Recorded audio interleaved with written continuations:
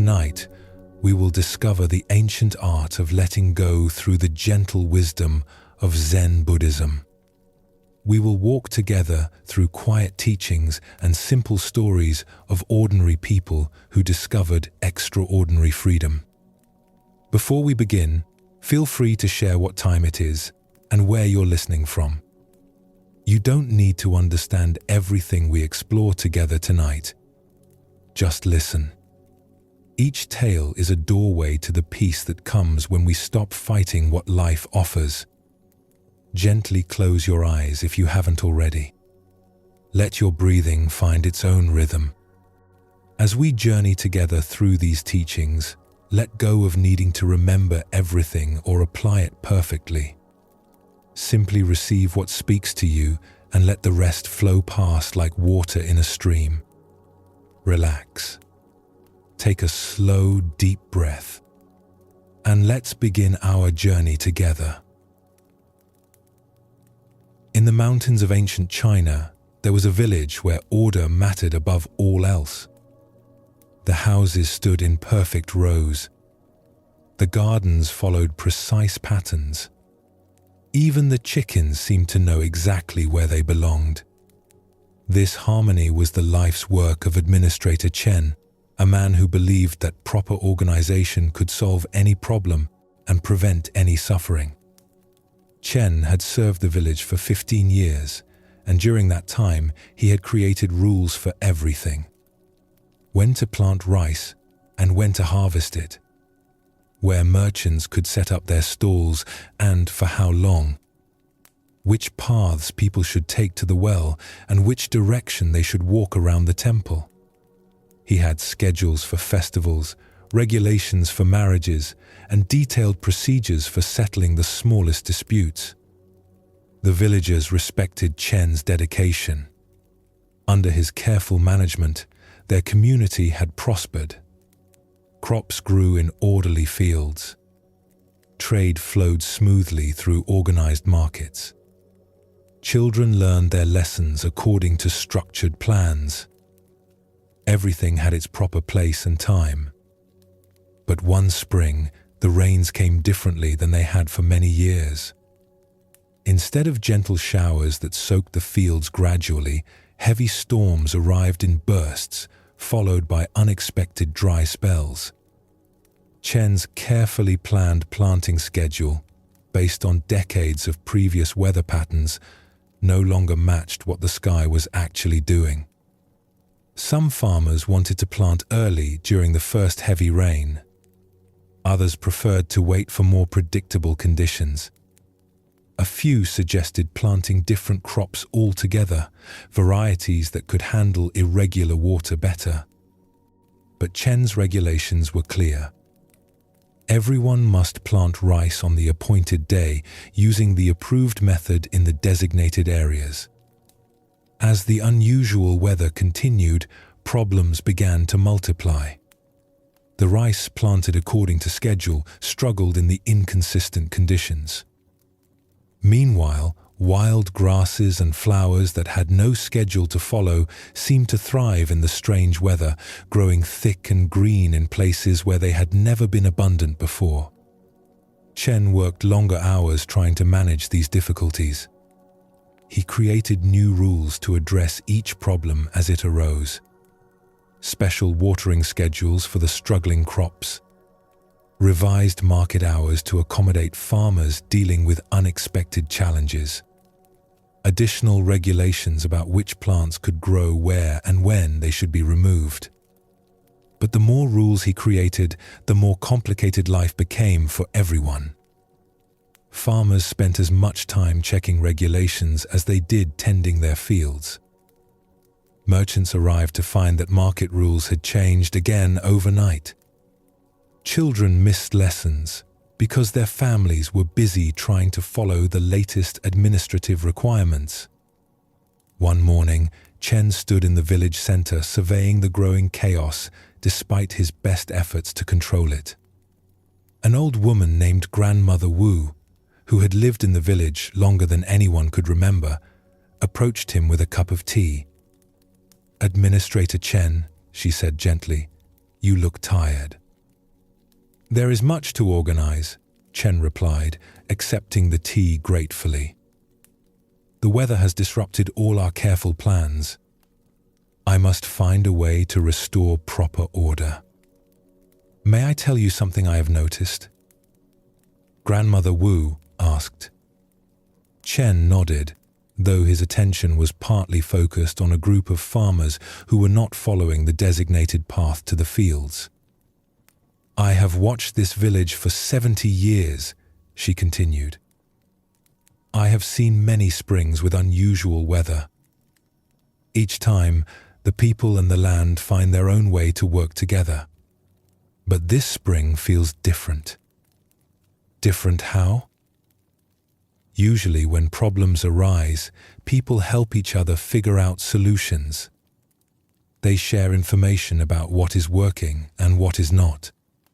They try new approaches when old ones fail.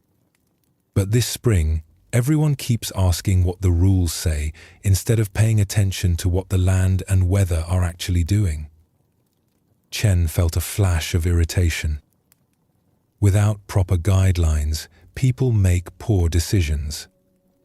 They waste effort on approaches that have not been proven. Order prevents chaos. "Does it?" Grandmother Wu asked softly. "Look around. Is there more order now or less than when the strange weather began?" Chen looked more carefully at the scene before him. Despite all his additional regulations, the village did seem more chaotic than usual. People stood in confused groups trying to understand the latest requirements. Farmers waited for official permission to take actions they knew were needed immediately. Children played in scattered, aimless ways because their usual activities had been disrupted by changing schedules. "But without structure, everything would fall apart," Chen insisted. "Perhaps," Grandmother Wu said. "Or perhaps there are different kinds of order. The order that comes from rules imposed from outside, and the order that emerges when people respond naturally to changing conditions." She pointed to a corner of the village where Chen had recently forbidden people to gather because it interfered with his traffic flow plan. "Do you see what is growing there now?" Chen looked and saw that wildflowers had sprouted in the unused space. Their bright colors created a cheerful spot that several villagers had begun to visit quietly, though technically they were not supposed to be there. "Those flowers have no schedule," Grandmother Wu continued. "No one told them where to grow or when to bloom. Yet they have created beauty in a place that was empty before." Over the following days, Chen found himself thinking about this conversation. He began to notice things he had been too busy organizing to see before. How farmers naturally shared tools and knowledge when regulations did not prevent them from gathering. How children created elaborate games when they were not confined to structured activities. How merchants developed efficient systems for fair trading when they could respond immediately to changing conditions rather than waiting for official approval. Slowly, carefully, Chen began an experiment. He lifted some of his newer regulations, particularly those created in response to the unusual weather. Instead of requiring farmers to follow the predetermined planting schedule, he allowed them to plant when conditions seemed right to them. Instead of dictating market hours, he let merchants and customers find times that worked for their actual needs. At first, Chen felt deeply anxious watching this apparent disorder unfold. Farmers planted at different times. Market activity happened in unexpected rhythms. Children's learning happened in various places throughout the village rather than only in the designated school area. But as days passed, something surprising emerged.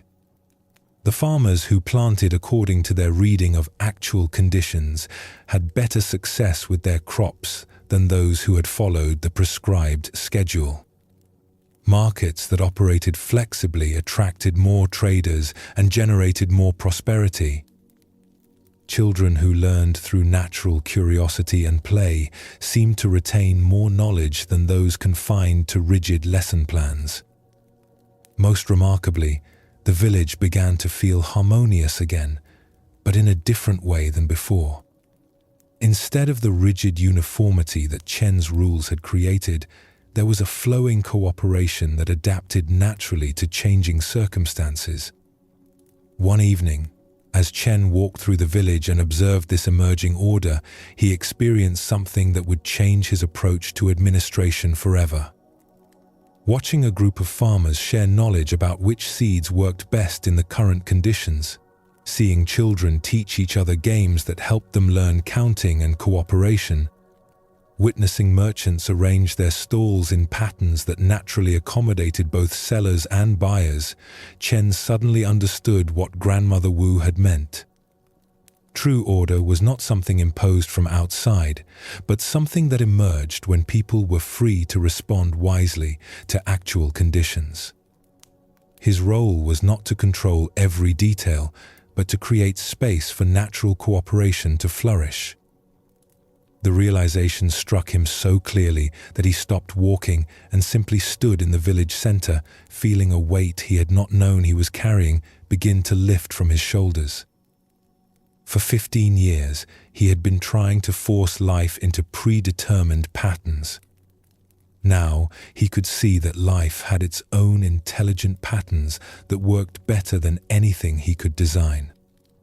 From that day forward, Chen's approach to village administration transformed completely. Instead of creating detailed rules for every situation, he focused on maintaining basic principles that supported people in making their own wise decisions. Instead of solving every problem through regulation, he helped people develop their own problem-solving capabilities. Instead of controlling outcomes, he created conditions that allowed positive outcomes to emerge naturally.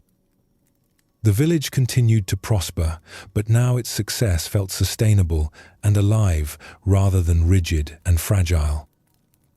When new challenges arose, the community could adapt flexibly rather than waiting for administrative solutions. People took more responsibility for their own choices and showed more consideration for their neighbors because they were not focused on following external rules. Years later, when other administrators visited to learn from Chen's success, he would tell them that the hardest lesson he had learned was the difference between creating order and allowing order to emerge. "I thought control meant determining how everything should happen," he would explain.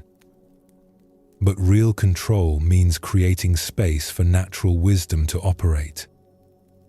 When you stop trying to control everything, you discover that life organizes itself more intelligently than you ever could. This story shows us something profound about the nature of control in our own lives. Like Administrator Chen, we often believe that managing every detail will create security and success. We make elaborate plans for how things should unfold. We try to eliminate uncertainty by predicting and preparing for every possibility. We create internal rules about how we should think, feel, and behave in various situations. But as Chen discovered, excessive control often creates the very problems it attempts to solve. When we grip too tightly to our plans, we cannot adapt when conditions change. When we insist that life follow our timeline, we miss opportunities that arise unexpectedly. When we try to control our thoughts and emotions rigidly, we create internal tension that makes natural peace impossible. Zen Buddhism teaches that much of our suffering comes from believing we can and should control outcomes. This belief makes us anxious when things do not go according to plan. It makes us exhausted from constantly trying to manage circumstances that are partly or completely beyond our influence. It prevents us from responding skillfully to what is actually happening because we are so focused on making things happen as we think they should. Letting go of control does not mean becoming passive or careless. Administrator Chen did not abandon his responsibilities when he learned to work with natural order rather than against it. Instead, he discovered more effective ways to fulfill his role by creating conditions that supported people's natural wisdom rather than suppressing it. In your own life, letting go of control means distinguishing between what you can influence and what you cannot. You can choose your actions, but you cannot determine their outcomes. You can offer your best effort, but you cannot guarantee specific results. You can create conditions that support what you value, but you cannot force those values to manifest exactly as you envision. This recognition brings tremendous relief. Instead of carrying the impossible burden of making everything turn out right, you can focus your energy on responding wisely to whatever actually occurs. Instead of fighting circumstances that have already happened, you can work skillfully with present conditions. Instead of demanding that uncertainty become certainty, you can learn to move forward confidently, despite not knowing exactly what comes next. In another part of the mountains, there lived a potter named Keisuke, who had learned his craft from his father and grandfather before him. His family had been making ceramics for generations, creating bowls, cups, and vases that were valued throughout the region for their beauty and durability. Keisuke took great pride in continuing this tradition and had spent years mastering the techniques passed down through his lineage. But Keisuke had developed an obsession with perfection that made his work increasingly difficult and frustrating. He would envision exactly how each piece should look before he began, planning every curve and proportion in precise detail. When the clay did not respond exactly as he intended, when a bowl's rim was slightly uneven or a vase's shape was not perfectly symmetrical, he would often destroy his work and start over. His workshop was filled with fragments of broken pottery, pieces that had been close to completion but had failed to meet his exacting standards. Keisuke would spend entire days creating and destroying, growing more frustrated with each imperfect result. The clay itself seemed to resist his efforts to control it completely. Despite his skill and experience, the material would behave unpredictably. Sometimes it would be too soft, collapsing under the pressure of his precise shaping. Other times it would be too stiff, cracking when he tried to form it into his predetermined vision. The humidity, the temperature, the clay's particular composition that day all affected how it responded to his touch. Keisuke began to see the clay as his adversary, something to be conquered and forced into submission. He tried different techniques to gain more control. Special tools that would give him more precise shaping ability. Additives that would make the clay more predictable in its behavior. Rigid schedules that would eliminate variables in temperature and humidity. But the more he tried to control every aspect of the process, the more his pottery seemed to lack life and soul. Even when he managed to create pieces that matched his mental plans exactly, they felt cold and lifeless compared to the warm, vital ceramics his father and grandfather had made. One day, a traveling monk named Brother Jishin arrived in the village and visited Keisuke's workshop. He admired the technical skill evident in the completed pieces, but noticed the great pile of broken pottery fragments in the corner. "You must work very hard," Brother Jishin observed. "I see evidence of much effort here." "Too much effort for too little success," Keisuke replied bitterly. "The clay will not do what I want it to do. No matter how carefully I plan each piece, something always goes wrong." "May I watch you work?" the monk asked. Keisuke agreed, though he felt self-conscious about his struggles. As he began shaping a new bowl, Brother Jishin observed quietly. Keisuke's hands were tense with concentration. His jaw was tight with determination. Every movement was controlled and deliberate, trying to force the clay into the exact shape he had visualized. When the bowl's rim began to waver slightly from his intended perfect circle, Keisuke's frustration became visible. His movements became more forceful, trying to correct the clay's deviation from his plan. The more he fought to control the shape, the more the clay seemed to resist, until finally the bowl collapsed entirely. "This always happens," Keisuke said, staring at the ruined clay.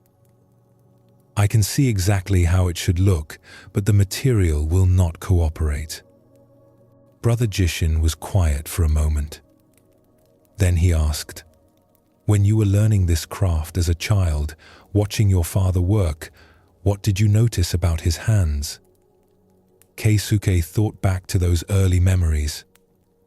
His hands moved very smoothly. He seemed to dance with the clay rather than fight it. But he was a master. He had earned the right to that ease through decades of experience.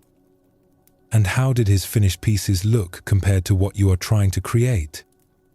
This question made Keisuke pause. His father's bowls and vases had never been perfectly symmetrical. If you measured them precisely, you would find small variations, gentle irregularities that somehow made them more beautiful rather than less. They had a quality of life and warmth that Keisuke's technically perfect pieces lacked. "They were beautiful," Keisuke admitted. "More beautiful than anything I make, even when I succeed in controlling the shape exactly." "What if the clay is not your enemy?" Brother Jishin suggested gently. "What if it is your partner in creating something that neither of you could make alone?" That afternoon, Keisuke tried an experiment. Instead of beginning with a rigid mental image of how his pot should look, he simply placed his hands on the clay and began to feel its particular qualities that day. This clay was a bit softer than usual, with a texture that suggested it might want to flow in slightly curved forms rather than straight lines. Instead of forcing it into his predetermined design, Keisuke allowed his hands to respond to what the clay seemed to offer.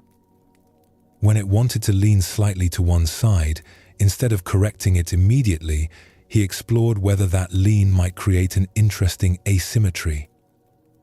When the rim naturally formed into a shape that was different from what he had planned, he considered whether this new shape might be more beautiful than his original intention. For the first time in months, Keisuke found himself truly enjoying the process of pottery making. His shoulders relaxed. His breathing deepened. His hands moved with a fluidity he had not experienced since he became obsessed with perfect control. The bowl that emerged from this collaboration between potter and clay was unlike anything Keisuke had made before. It was not perfectly symmetrical, but its gentle irregularities gave it a quality of liveliness and grace. The rim had a subtle wave that made drinking from it a pleasure. The proportions were different from what he had planned, but they felt harmonious and natural. As Keisuke lifted the completed bowl and felt its weight in his hands, something shifted profoundly in his understanding of his craft. He realized that his greatest creations would come not from imposing his will upon the clay, but from learning to dance with its natural properties. The clay had its own wisdom about form and function that could enhance rather than threaten his artistic vision. This moment of insight changed not only his pottery, but his entire approach to creative work. Instead of seeing materials as obstacles to overcome, he began to view them as collaborators with their own valuable contributions to make. Instead of demanding that his vision be realized exactly as conceived, he learned to allow his vision to evolve through interaction with the physical world. His pottery improved dramatically.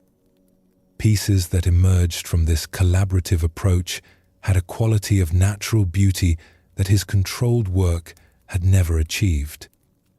They felt alive in the hands, comfortable to use, pleasing to look at from any angle. Other potters began to seek his advice, wondering how he had developed such mastery. "I learned to let the clay teach me," Keisuke would tell them. "I stopped trying to make pottery and started allowing pottery to emerge through the meeting of my skills with the clay's nature. The greatest beauty comes from this cooperation, not from conquest." Years later, when Keisuke had become known as one of the finest potters in the mountains, he would demonstrate his technique to students by showing them first how to feel the clay's particular qualities before beginning to shape it. "Each piece of clay is different," he would explain. "Each day brings different conditions of humidity and temperature. If you try to make the same pot every time, you fight against these natural variations. But if you learn to work with them, they become your allies in creating something more beautiful than you could plan alone." Keisuke's story teaches us about a different relationship with control in creative endeavors and daily life. Like the potter learning to work with clay rather than against it, we can learn to work with circumstances rather than demanding that they conform to our predetermined plans. This does not mean abandoning our intentions or becoming completely passive. Keisuke still brought skill, knowledge, and artistic vision to his pottery making. But he learned to hold his intentions lightly, allowing them to evolve through interaction with reality rather than insisting that reality conform exactly to his initial ideas. In Zen tradition, this is sometimes called effortless effort, or action without force. It means applying your skills and energy fully while remaining open to outcomes that differ from your expectations. Like water flowing around rocks in a stream, this approach finds the most natural path forward rather than trying to force a direct route that ignores existing conditions. This principle applies to many areas of life. In relationships, instead of trying to control how others think or behave, we can learn to work skillfully with people as they actually are. In work, instead of rigidly following plans that circumstances have made obsolete, we can adapt our approach while maintaining our core objectives. In personal growth, instead of forcing ourselves to change according to arbitrary timelines, we can work patiently with our natural rhythms of development. The potter's transformation from fighting the clay to dancing with it shows how much energy becomes available when we stop wasting it on impossible control. Keisuke's work became less effortful and more effective once he learned to collaborate with natural forces rather than oppose them. Notice how this principle appears in your own breathing. You do not control each breath by conscious decision, yet breathing serves your life perfectly. When you try to control your breathing too rigidly, it becomes uncomfortable and inefficient. But when you allow your body's natural wisdom to guide the rhythm while maintaining awareness, breathing becomes both effortless and nourishing. This same balance between intention and release can guide your approach to daily challenges. You can set clear goals while remaining flexible about how those goals are achieved. You can work diligently while accepting that results may differ from expectations. You can care deeply about outcomes while finding satisfaction in the quality of your effort, regardless of specific results. The deepest teaching in both stories is that letting go of control often leads to better outcomes than grasping for control ever could. Administrator Chen discovered that allowing natural order to emerge created more harmony than imposed regulations. Potter Keisuke found that collaborating with his materials produced more beautiful art than forcing them into predetermined shapes. This paradox appears throughout Zen teaching. When you stop grasping so tightly, you often receive more than when you demanded specific results. When you allow life to flow naturally while offering your best contribution to that flow, solutions emerge that your controlling mind could never have planned. As your body continues to relax and your mind settles into quietness, rest in this understanding that you do not need to control everything to live well. You need only to respond wisely to what actually appears, moment by moment, breath by breath. In this response without force, this effort without strain, this caring without clinging, you will find a peace that no amount of control could ever provide. Tomorrow will bring new opportunities to practice this gentle way of being. New chances to work with conditions as they arise, rather than demanding that they be different. New invitations to discover the beauty that emerges when your intentions meet reality with openness rather than resistance. Tonight, let your breath find its own perfect rhythm. Let your body settle into rest without effort. Let your mind release its need to manage and simply receive the natural peace that comes when control is gently set aside. This is the first step in learning to let go. This willingness to allow what wants to happen naturally, without force, without fight, without the exhausting attempt to make everything conform to how you think it should be. In a monastery high in the northern mountains, there lived a monk named Dogen who had found peace in the simple rhythm of prayer, meditation, and service. His days began before dawn with the sound of temple bells and continued through sunset with quiet work in the monastery gardens. To visitors, he appeared to embody the serenity that drew people to monastic life. But Dogen carried a weight that none of his fellow monks knew about. Before coming to the monastery 5 years earlier, he had been a soldier in the emperor's army. During those years, he had followed orders that resulted in actions he could barely think about without feeling sick with shame and regret. There had been a village suspected of harboring rebels. Dogen's unit had been ordered to search every house and arrest anyone who seemed suspicious.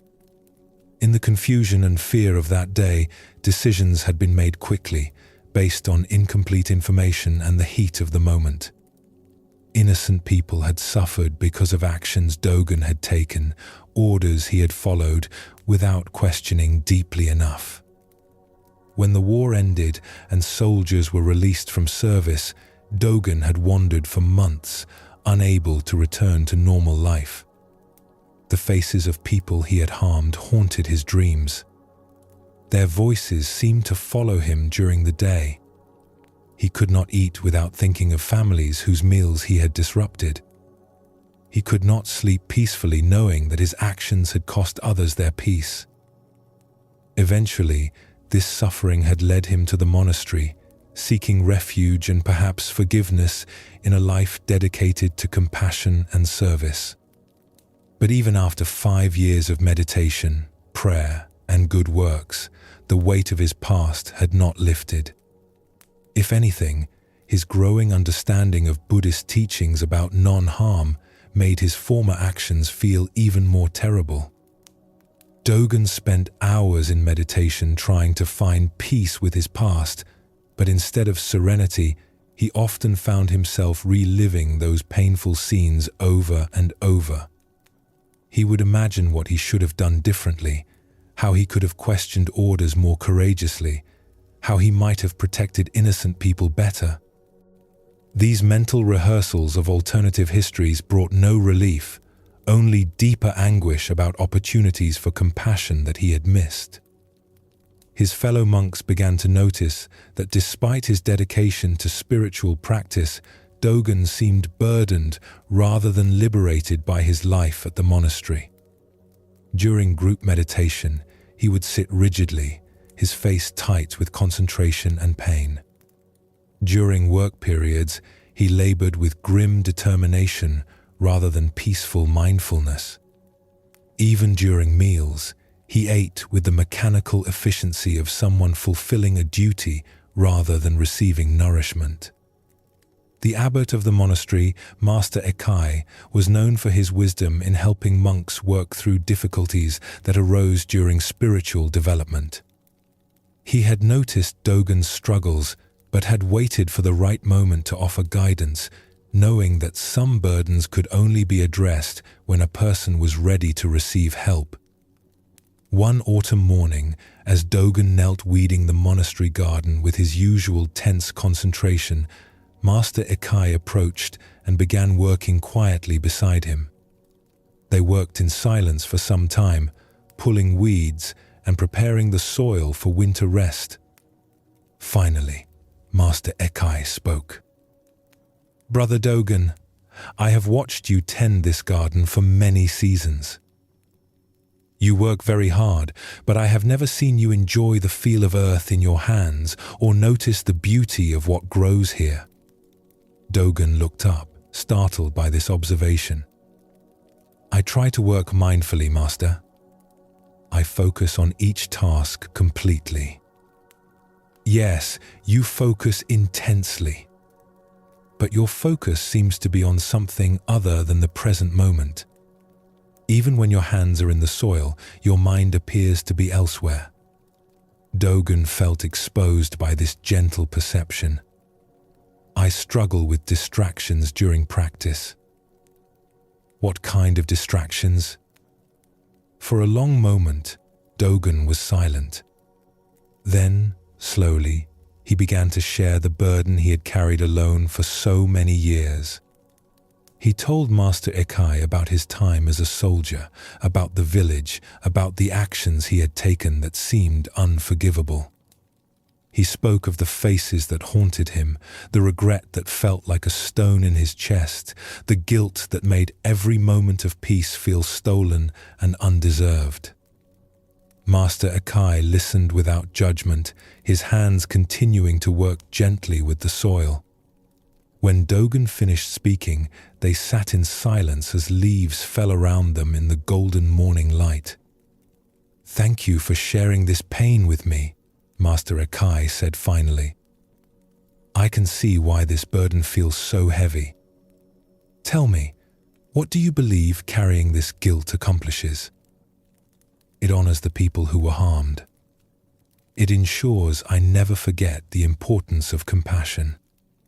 It keeps me mindful of the consequences of my actions." "And has carrying this guilt changed what happened in that village?" "No," Dogen admitted. "Nothing can change what happened." "Has it brought healing to the people who were harmed?" "No.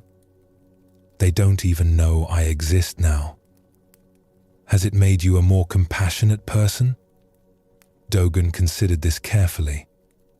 "I don't know. I thought it would, but mostly it makes me afraid to act at all. I second-guess every decision, worry that I might cause harm again." Master Ekai nodded slowly. "I see. So, this guilt that you carry to honor those who were harmed actually prevents you from acting compassionately in the present. The weight that you bear to ensure you never forget the importance of kindness makes it difficult for you to be kind to yourself or others right now." They continued weeding in silence while this observation settled. Then Master Ekai asked another question. "Who were you when those actions were taken?" "I was a soldier, following orders, trying to do my duty as I understood it then." "And who are you now?" "I am a monk, dedicated to non-harm and service." "Are you the same person?"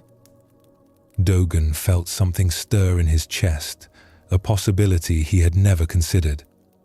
"The person I am now would never take those actions. The understanding I have now makes choices I made then impossible." "Exactly.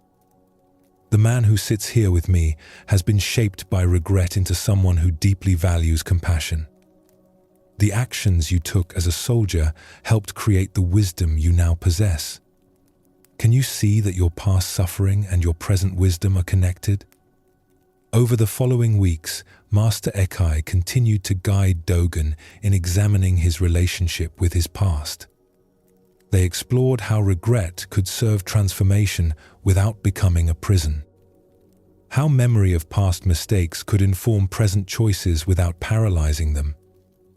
How acknowledging harm done could lead to dedication to preventing future harm without requiring eternal punishment. The past exists now only in your memory, Master Ekai explained during one of their conversations. You cannot change what happened, but you can change how you relate to what happened. You can carry the lessons without carrying the burden. This distinction gradually began to transform Dogen's experience of his past. Instead of replaying scenes of what went wrong with self-torture, he began to examine what those experiences had taught him about the importance of questioning authority, protecting the vulnerable, and thinking deeply about the consequences of actions. Instead of using his guilt as proof that he was irredeemably bad, he began to see his capacity for remorse as evidence of moral development. Instead of believing that peace was something he did not deserve, he began to understand that cultivating peace in himself was one way to honor those who had been deprived of peace by his past actions.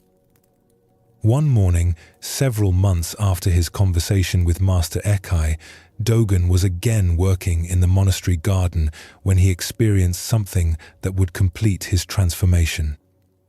As he knelt planting seeds for the spring garden, feeling the cool earth and smelling the rich scent of composted leaves, he suddenly found himself fully present in the moment for the first time in years. The weight he had carried for so long was still there, but it had transformed from a crushing burden into something more like rich soil.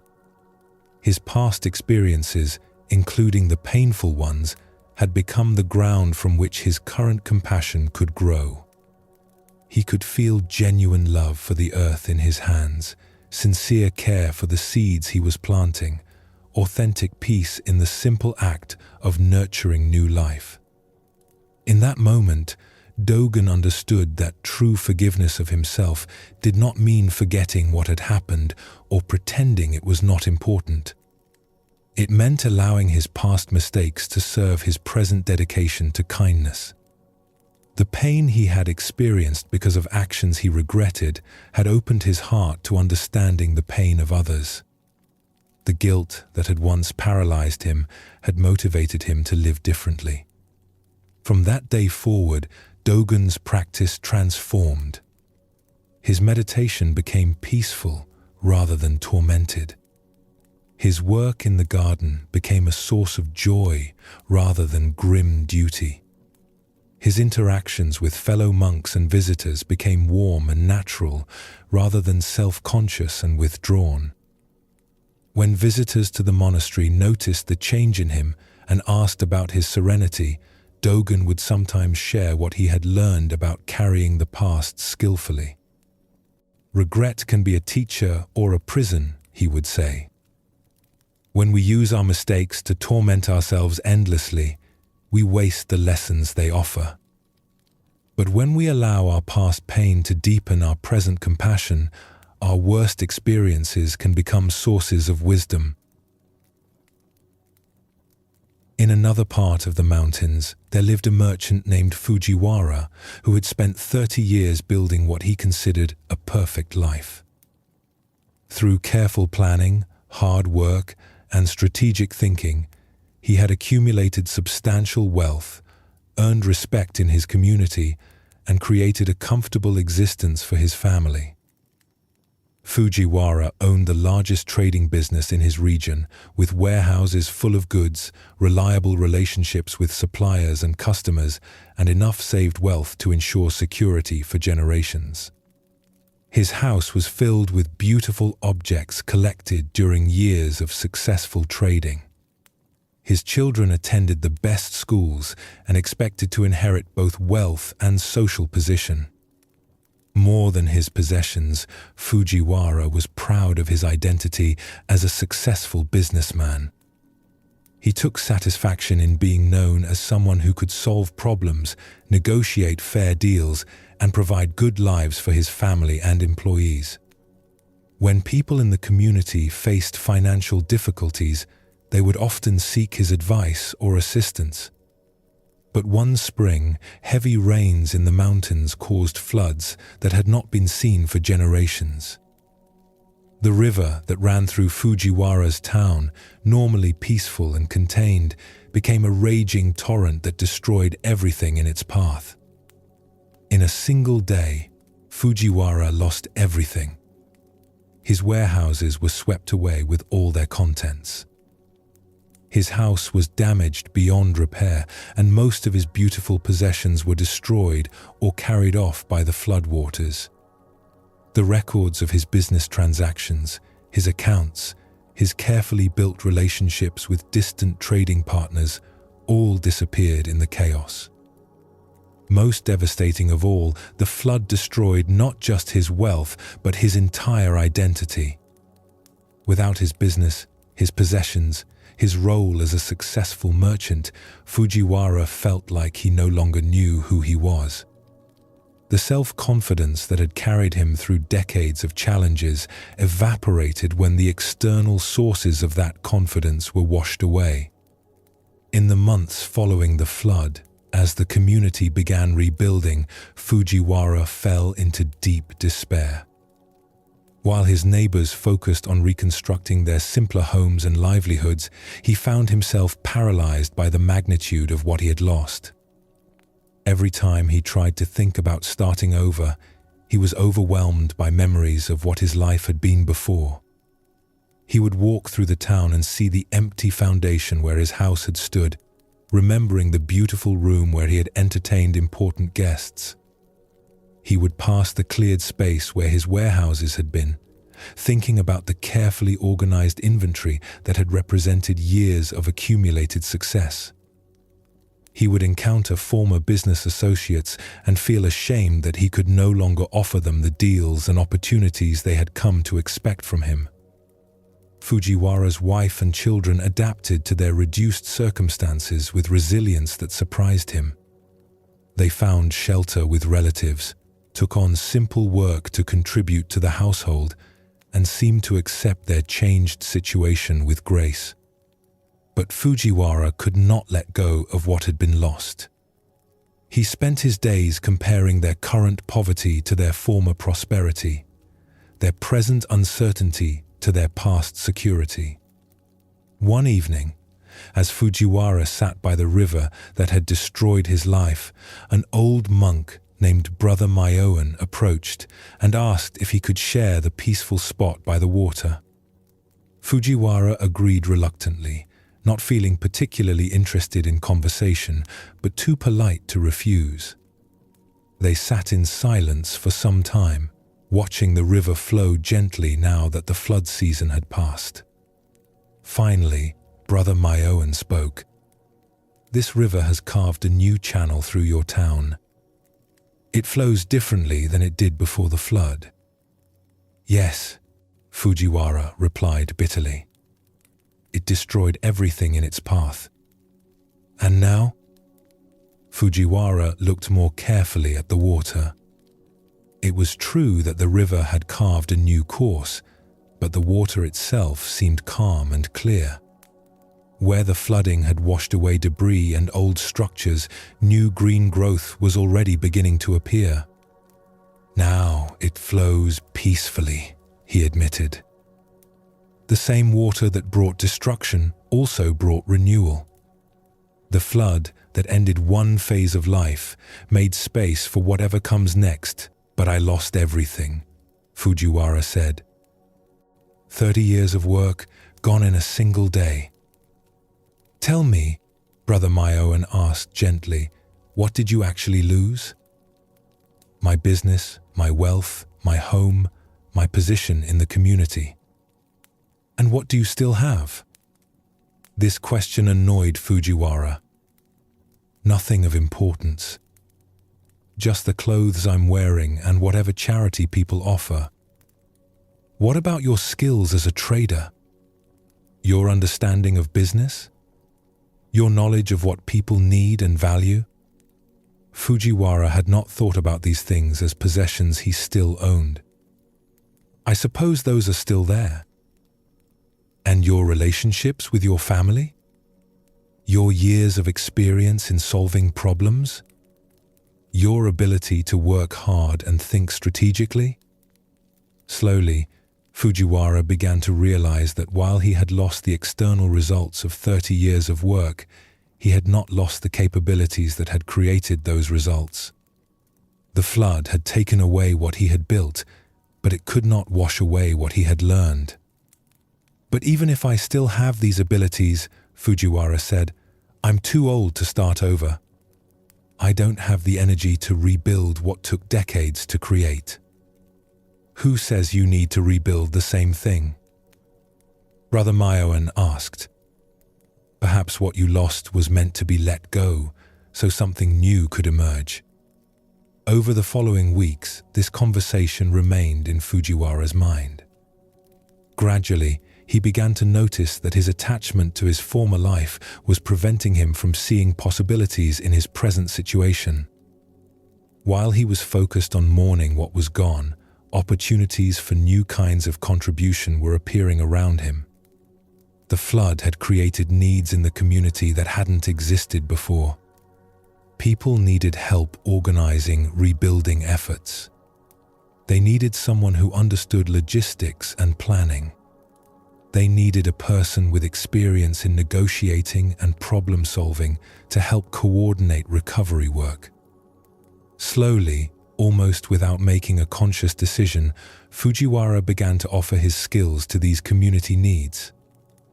Instead of trading for profit, he found himself trading his knowledge and experience for the satisfaction of helping his neighbors rebuild their lives.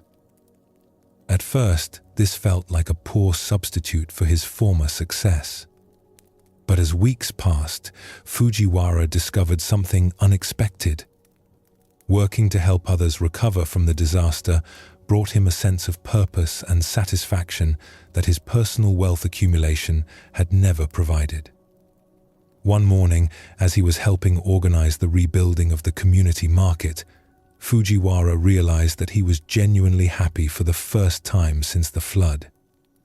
Not happy in the way he had been when business was prosperous, but happy in a deeper, more peaceful way that did not depend on external circumstances.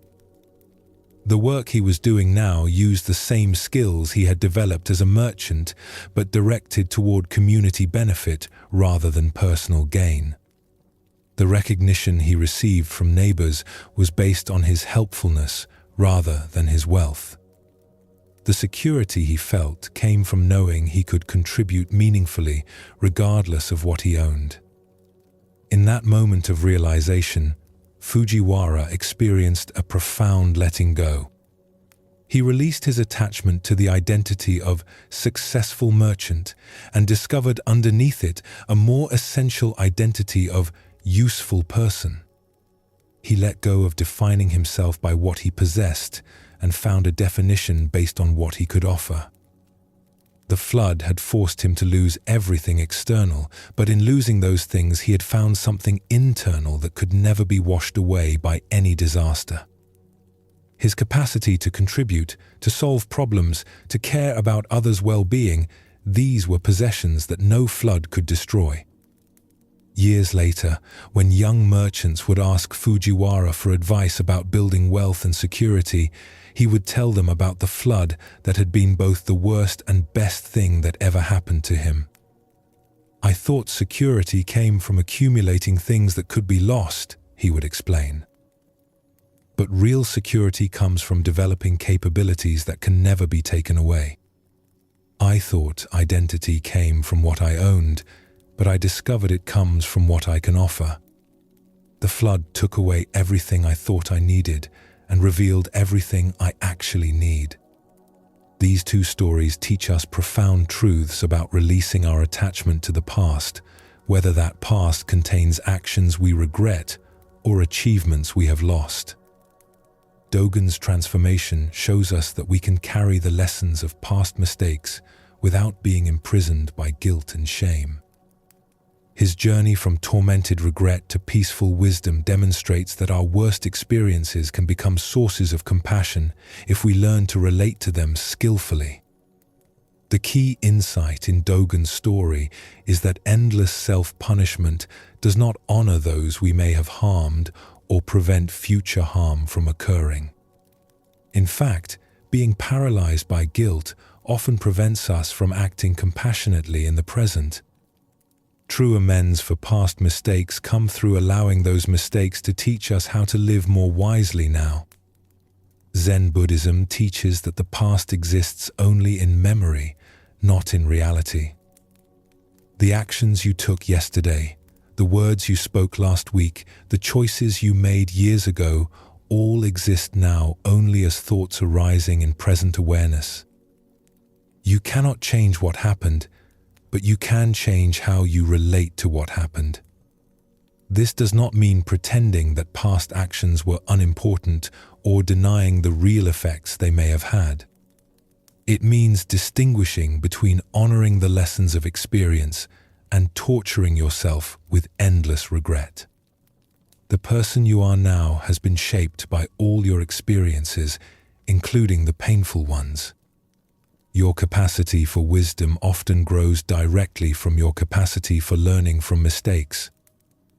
Fujiwara's story illustrates another aspect of letting go of the past, releasing attachment to former identities and achievements.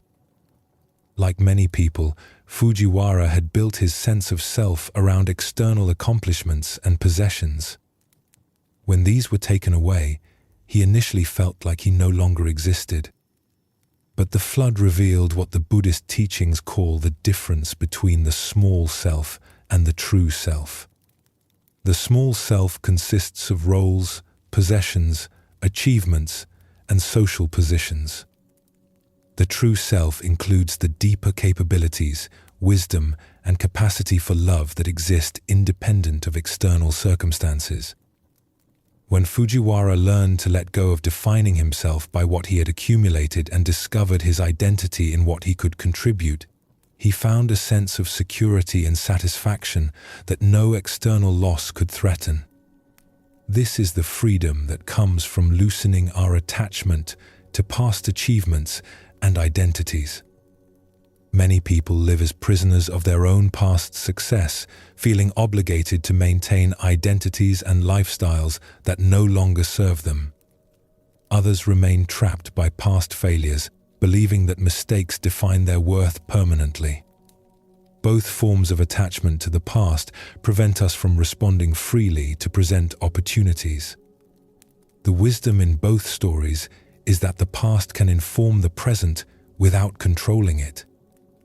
Dogen learned to let his past mistakes inform his present commitment to compassion without allowing guilt to paralyze his ability to act compassionately. Fujiwara learned to let his past success inform his present service without being trapped by the need to recreate former achievements.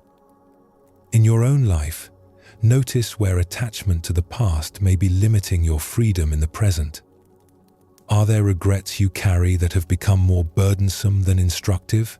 Are there past achievements you cling to that prevent you from growing in new directions? Are there former identities you maintain that no longer serve your actual development? Letting go of the past does not mean losing the valuable lessons it has taught you. It means carrying those lessons lightly, as wisdom rather than burden. It means allowing what you have learned from experience to guide present choices without demanding that the present recreate or fix the past. As your breathing naturally deepens and your body settles into rest, notice how each exhale naturally releases what is no longer needed. Your lungs do not hold on to yesterday's breath. They let it go completely to make space for fresh air to enter. This same natural rhythm of release and renewal can guide your relationship with past experiences. What no longer serves you can be exhaled gently. What nourishes your present wisdom can be retained without grasping. Each moment offers a fresh opportunity to respond to life from what you have learned rather than from what you regret or miss. The past has brought you to this present moment. It has taught you valuable lessons about compassion, resilience, and what truly matters. Honor those lessons by allowing them to guide you toward greater freedom and peace. Let go of what cannot be changed. Embrace what can still unfold. Rest in the understanding that who you are now includes all you have experienced without being limited by any of it. Tomorrow offers new chances to apply the wisdom your past has taught you. New opportunities to choose compassion over regret, service over self-pity, presence over nostalgia. Tonight, let the past rest in memory where it belongs, while your heart remains open to whatever wants to emerge in the continuing flow of life. In a prosperous market town, there lived a tea merchant named Noboru who had built what appeared to be a successful business over many years. His shop occupied a prime location on the main street, and his customers included some of the wealthiest and most influential people in the community. Noboru took great pride in being known as someone who understood quality and could provide exactly what discriminating customers desired. But Noboru's success came at a hidden cost that was consuming his peace and authenticity. Over the years, he had gradually shaped his entire business around what he believed would impress his customers, rather than what he genuinely thought would serve them best. He stocked teas that were fashionable rather than teas he personally found most satisfying. He decorated his shop according to current trends rather than his own aesthetic preferences. He even trained himself to speak and behave in ways that he thought would create the right impression with important customers.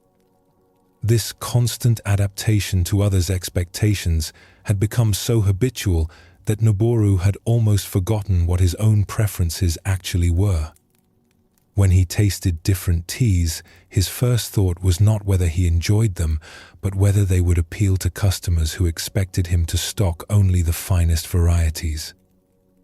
When he arranged his shop displays, he chose items not for their beauty or functionality, but for their ability to signal sophistication and good taste to visitors. The exhausting effort of maintaining this carefully constructed image began to affect every aspect of Noboru's life. He found himself changing his opinions about various topics depending on which customers he was speaking with. He would praise certain tea ceremonies when talking to traditional customers, then criticize those same ceremonies when speaking with people who preferred modern approaches. He would express enthusiasm for expensive imports when serving wealthy clients, then complain about the excessive cost of foreign goods when talking to more modest customers. This constant shifting of positions to match what he thought others wanted to hear made conversations feel performative rather than genuine. Noboru began to feel like he was acting a role rather than expressing himself honestly.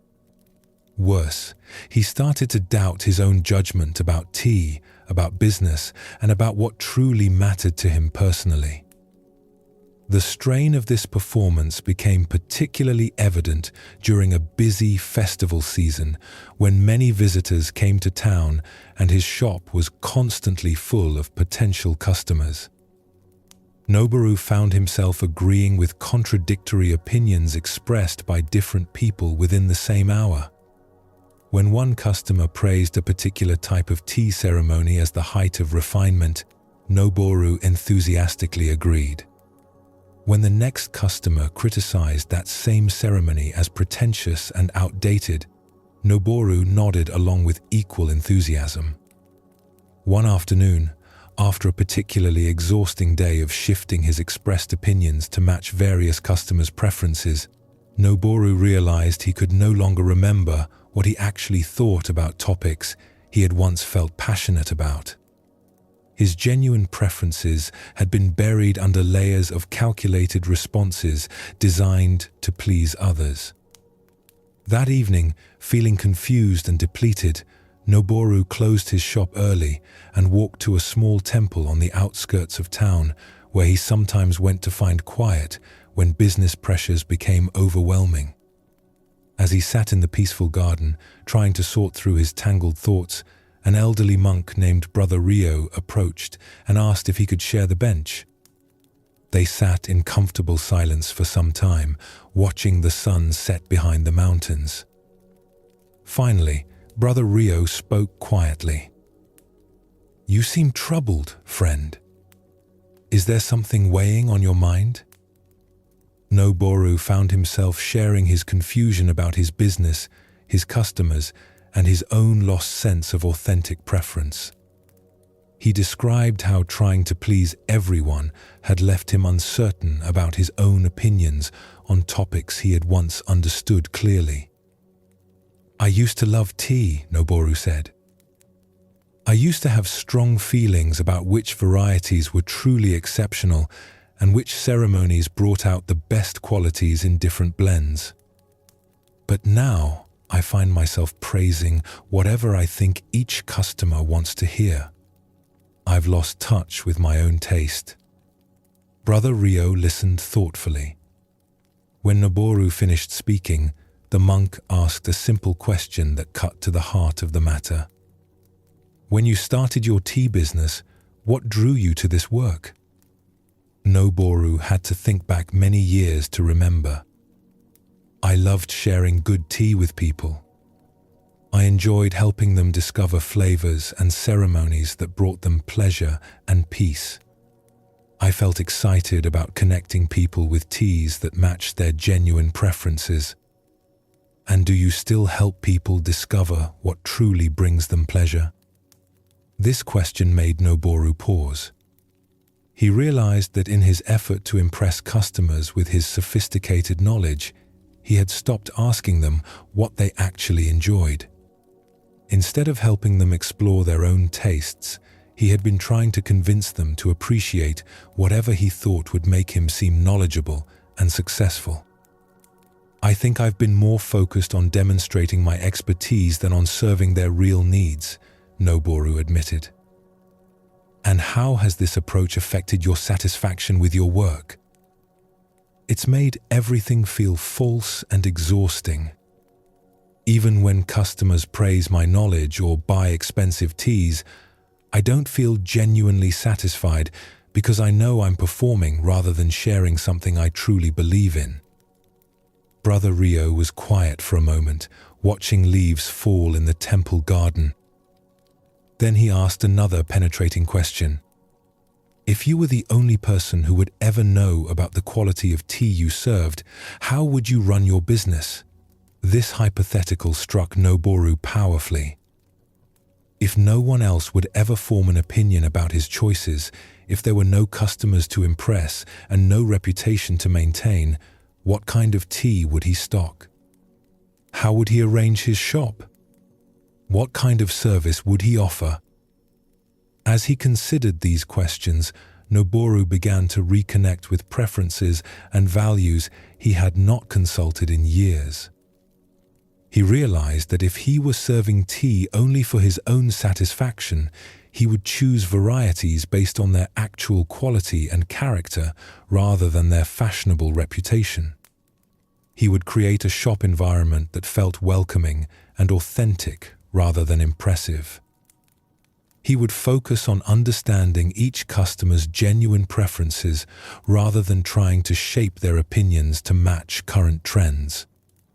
Over the following weeks, Noboru gradually began to restructure his business around his rediscovered authentic preferences rather than his assumptions about what would impress others. This process required courage, as it meant risking the disapproval of customers who had become accustomed to his agreeable adaptability. He started offering tea varieties that he personally found exceptional, even when they were less fashionable than what other merchants were promoting. He rearranged his shop to reflect his own aesthetic sensibilities rather than current decorating trends. Most importantly, he began asking customers about their own taste preferences and guiding them toward teas that matched what they actually enjoyed rather than what he thought they should appreciate. The results of this transformation surprised Noboru. Rather than losing customers because he was no longer trying to please everyone, he began attracting people who appreciated his authentic expertise and genuine recommendations. His conversations with customers became more satisfying because they were based on honest exchange rather than calculated performance. One morning, several months after his conversation with Brother Rio, a long-time customer made an observation that confirmed Noboru's transformation. "Your recommendations have become much more helpful lately," the customer said. "You seem to really understand what I enjoy, and the teas you suggest always suit my taste perfectly." Noboru realized that by focusing on serving customers' genuine needs rather than managing their opinions of him, he had become more effective at his actual work. When he stopped performing expertise and started sharing authentic knowledge, people trusted his guidance more completely. The deeper change was in Noboru's own relationship with his work. Tea tasting became enjoyable again because he was evaluating flavors according to his genuine palate rather than trying to figure out the correct opinion to express. Business decisions became clearer because they were based on his authentic values rather than calculations about what would create the best impression. Years later, when Noboru had become known throughout the region for his honest expertise and exceptional tea selection, he would reflect on the transformation that began with Brother Rio's simple questions. "I learned that trying to please everyone actually serves no one well," he would tell younger merchants who sought his advice. "When you lose touch with your own authentic judgment, you have nothing genuine to offer others. But when you serve from your true understanding and sincere care, people sense that authenticity and trust your guidance." Noboru's story reveals something profound about how the need for others' approval can undermine the very qualities it seeks to demonstrate. The tea merchant discovered that trying to manage others' opinions actually prevented him from developing authentic expertise and genuine service. The tea merchant's transformation shows how being controlled by customers' opinions had disconnected him from the authentic knowledge and passion that made him genuinely valuable as a guide to quality tea. When he stopped performing expertise and started sharing real understanding, his service improved and his satisfaction with work returned. Noboru's story points to an essential insight. Authentic development in any area requires the freedom to be honestly where you are, rather than pretending to be where you think others expect you to be. Zen Buddhism recognizes that the need for approval often comes from a misunderstanding about the source of true confidence and security. When we believe our worth depends on others' opinions, we become trapped in an impossible situation. We cannot control what others think, but we exhaust ourselves trying to manage their perceptions. This creates several problems. First, it prevents authentic self-knowledge because we are so focused on how we appear externally that we lose touch with our actual inner experience. Second, it makes us less effective at our actual work because energy goes into image management rather than genuine skill development. Third, it creates anxiety and self-consciousness that interferes with natural performance and expression. The alternative that Noboru discovered involves shifting the source of validation from external approval to internal alignment. Instead of asking, "What will others think of this choice?" he learned to ask, "What choice reflects my genuine understanding and values?" This does not mean becoming indifferent to others or dismissing all feedback. Noboru continued to care about serving his community well, but he distinguished between caring about others' well-being and being controlled by others' opinions. Useful feedback from others can help us see blind spots in our thinking or areas where our skills need development. But this feedback is most helpful when we can receive it without our sense of worth depending on whether the feedback is positive or negative. When your confidence comes from knowing yourself clearly rather than from others thinking well of you, criticism becomes information rather than threat. You can consider whether feedback points to something useful to learn without feeling defensive or devastated when others don't approve of your choices. Similarly, praise becomes appreciated but not necessary. You can enjoy others' recognition without depending on it for your sense of value or competence. The practice of letting go of others' opinions involves learning to distinguish between your actual preferences and what you think others want you to prefer. Like Noboru discovering his genuine taste in tea, you can reconnect with your authentic values and interests by asking what you would choose if no one else would ever know about your decision. This requires courage because it means risking disapproval from people who have become accustomed to your agreeable adaptability. But it also brings tremendous relief because you no longer need to carry the impossible burden of trying to please everyone while remaining true to yourself. In any area of development, authenticity is essential for genuine progress. Spiritual growth requires the willingness to work with your actual experience rather than trying to create experiences that would look good to others. The deepest freedom comes from understanding that you cannot control others' opinions and do not need to control them. People will think what they think based on their own conditioning, preferences, and limited information about your situation. Their opinions reflect their perspective more than your actual worth or competence. When you stop trying to manage others' perceptions and start focusing on developing your authentic capabilities and living according to your genuine values, something remarkable happens. People often respond more positively to authenticity than they ever did to your efforts to please them. This happens because authenticity is attractive and trustworthy in ways that performance cannot match. When others sense that you are being genuine rather than calculating, they feel more comfortable being genuine themselves. When they see that you have clear values and preferences, they trust your judgment more than when you seem to shift positions based on what you think they want to hear. As your breathing naturally deepens and your body settles into rest, notice how the breath flows without concern for others' opinions about how you should breathe. Your lungs do not worry about impressing anyone with their technique. Your heart does not try to beat in a way that would earn approval.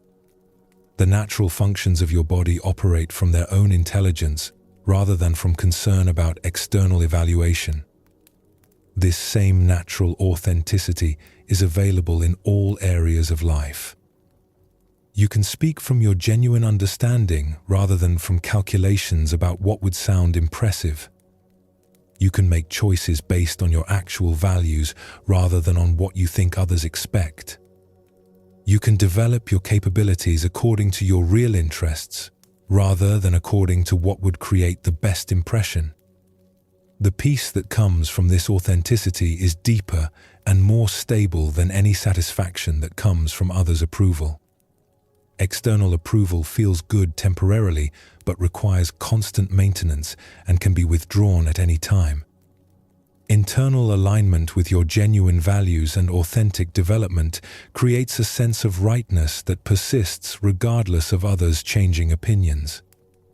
Tomorrow will bring new opportunities to practice this freedom from others' opinions. New chances to choose authenticity over performance, genuine development over impressive appearance, internal validation over external approval. Tonight, rest in the understanding that your worth is not determined by what others think about you. Your value comes from your capacity for awareness, growth, compassion, and authentic contribution to life. These qualities develop through honest engagement with your experience not through managing your image. Let go of the exhausting effort to control others' perceptions. Trust that being genuinely yourself serves both your own development and your ability to contribute meaningfully to others' lives. In this trust, in this authenticity, in this freedom from the prison of seeking approval, you will find a peace that no opinion can disturb and a confidence that no criticism can destroy. In a valley known for its fertile soil, there lived a farmer named Ichiro who had inherited his land from his father and grandfather before him. For 15 years, he had worked the same fields, growing rice that fed his family and provided surplus to sell in the nearby market town. His neighbors considered him knowledgeable and successful, often seeking his advice about timing and techniques for their own crops. But beneath Ichiro's competent exterior, anxiety churned like a restless wind. From the moment he planted each season's rice until the final grain was harvested and stored, he worried constantly about everything that could go wrong. Too much rain might flood the young plants. Too little rain might stunt their growth. Insects might arrive in swarms to devour the green shoots. Disease might spread through the fields. Early frost might kill the crop before it could mature. Each morning, Ichiro would wake before dawn not from peaceful readiness to work, but from dreams filled with images of failed harvests and empty granaries. He would walk through his fields, checking for signs of trouble, examining each plant with anxious attention, searching for evidence of problems that might be beginning to develop. His worry extended far beyond the current growing season. Even when this year's crop was thriving, Ichiro would begin fretting about next year's planting. What if the weather patterns changed? What if pests developed resistance to his protective measures? What if market prices fell and his usual income could not support his family? What if his aging body could no longer handle the demanding physical work of farming? These concerns multiplied endlessly in his mind. If next year's harvest failed, how would he feed his children? If his income dropped, how could he maintain his house and equipment? If he became too old to farm, who would care for the land his family had tended for generations? Each worry spawned additional worries, creating an ever-expanding web of anxiety about possibilities that existed only in his imagination. Ichiro's preoccupation with future troubles began to interfere with his present effectiveness. While walking through his fields, instead of noticing what his crops actually needed today, he was mentally rehearsing responses to problems that might arise next month. While working, instead of being fully present with the task at hand, he was calculating and recalculating how various imagined disasters might affect his family's security. His wife and children noticed that even during good times, when crops were healthy and prospects looked favorable, Ichiro seemed unable to enjoy their abundance. At dinner, when they expressed gratitude for the day's work and the food on their table, he would remind them that next season's success was not guaranteed. When neighbors complimented his thriving fields, he would immediately mention all the threats that could still destroy the harvest. The constant anxiety was exhausting for Ichiro and difficult for his family to witness. His children began to feel that their father saw farming as a series of potential disasters rather than a way of participating in the natural cycles of growth and harvest. His wife worried that his fear of future problems was preventing him from appreciating present blessings. One autumn, an elderly monk named Brother Kosho visited the valley during the harvest season. He was traveling between monasteries and asked if he could help with farm work in exchange for meals and a place to sleep. Ichiro agreed, partly from generosity and partly because extra hands were always welcome during the busy harvest time. Brother Kosho worked alongside Ichiro for several days, moving quietly through the fields with steady, unhurried attention. He seemed to notice everything about the immediate work: the weight of the rice stalks, the texture of the soil, the quality of the grain they were gathering. But he showed no anxiety about the work, no rushed urgency to finish quickly. On the third day, as they paused to rest in the shade during the hottest part of the afternoon, Brother Kosho made an observation that surprised Ichiro. "You have produced a magnificent harvest this year. The grain is healthy and abundant. Yet you work as if disaster were imminent." Ichiro felt defensive. A farmer must always be alert to problems. There are so many things that can go wrong. Indeed there are. Tell me, what specific problem are you watching for right now? Ichiro looked around the field where they were working. The harvest was proceeding smoothly. The weather was perfect for gathering grain. No pests were visible. No disease was evident. The immediate present moment contained no actual problems. "Well, not right now specifically," Ichiro admitted. "But next year's planting season could bring many difficulties." "And when next year's planting season arrives, will you be present to address whatever challenges it brings?" "Of course." "So you are spending today's energy worrying about problems you will handle tomorrow if they occur?" This question stopped Ichiro short. He had never thought about it quite this way. "I suppose so, yes."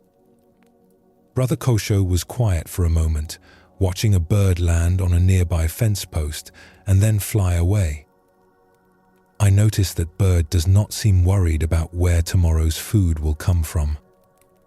Yet it appears well-fed and healthy. But birds are different from humans. They don't have to plan ahead or take responsibility for their families." "True. But tell me, does your worry about next year's challenges help you prepare for them more effectively?" Ichiro considered this carefully.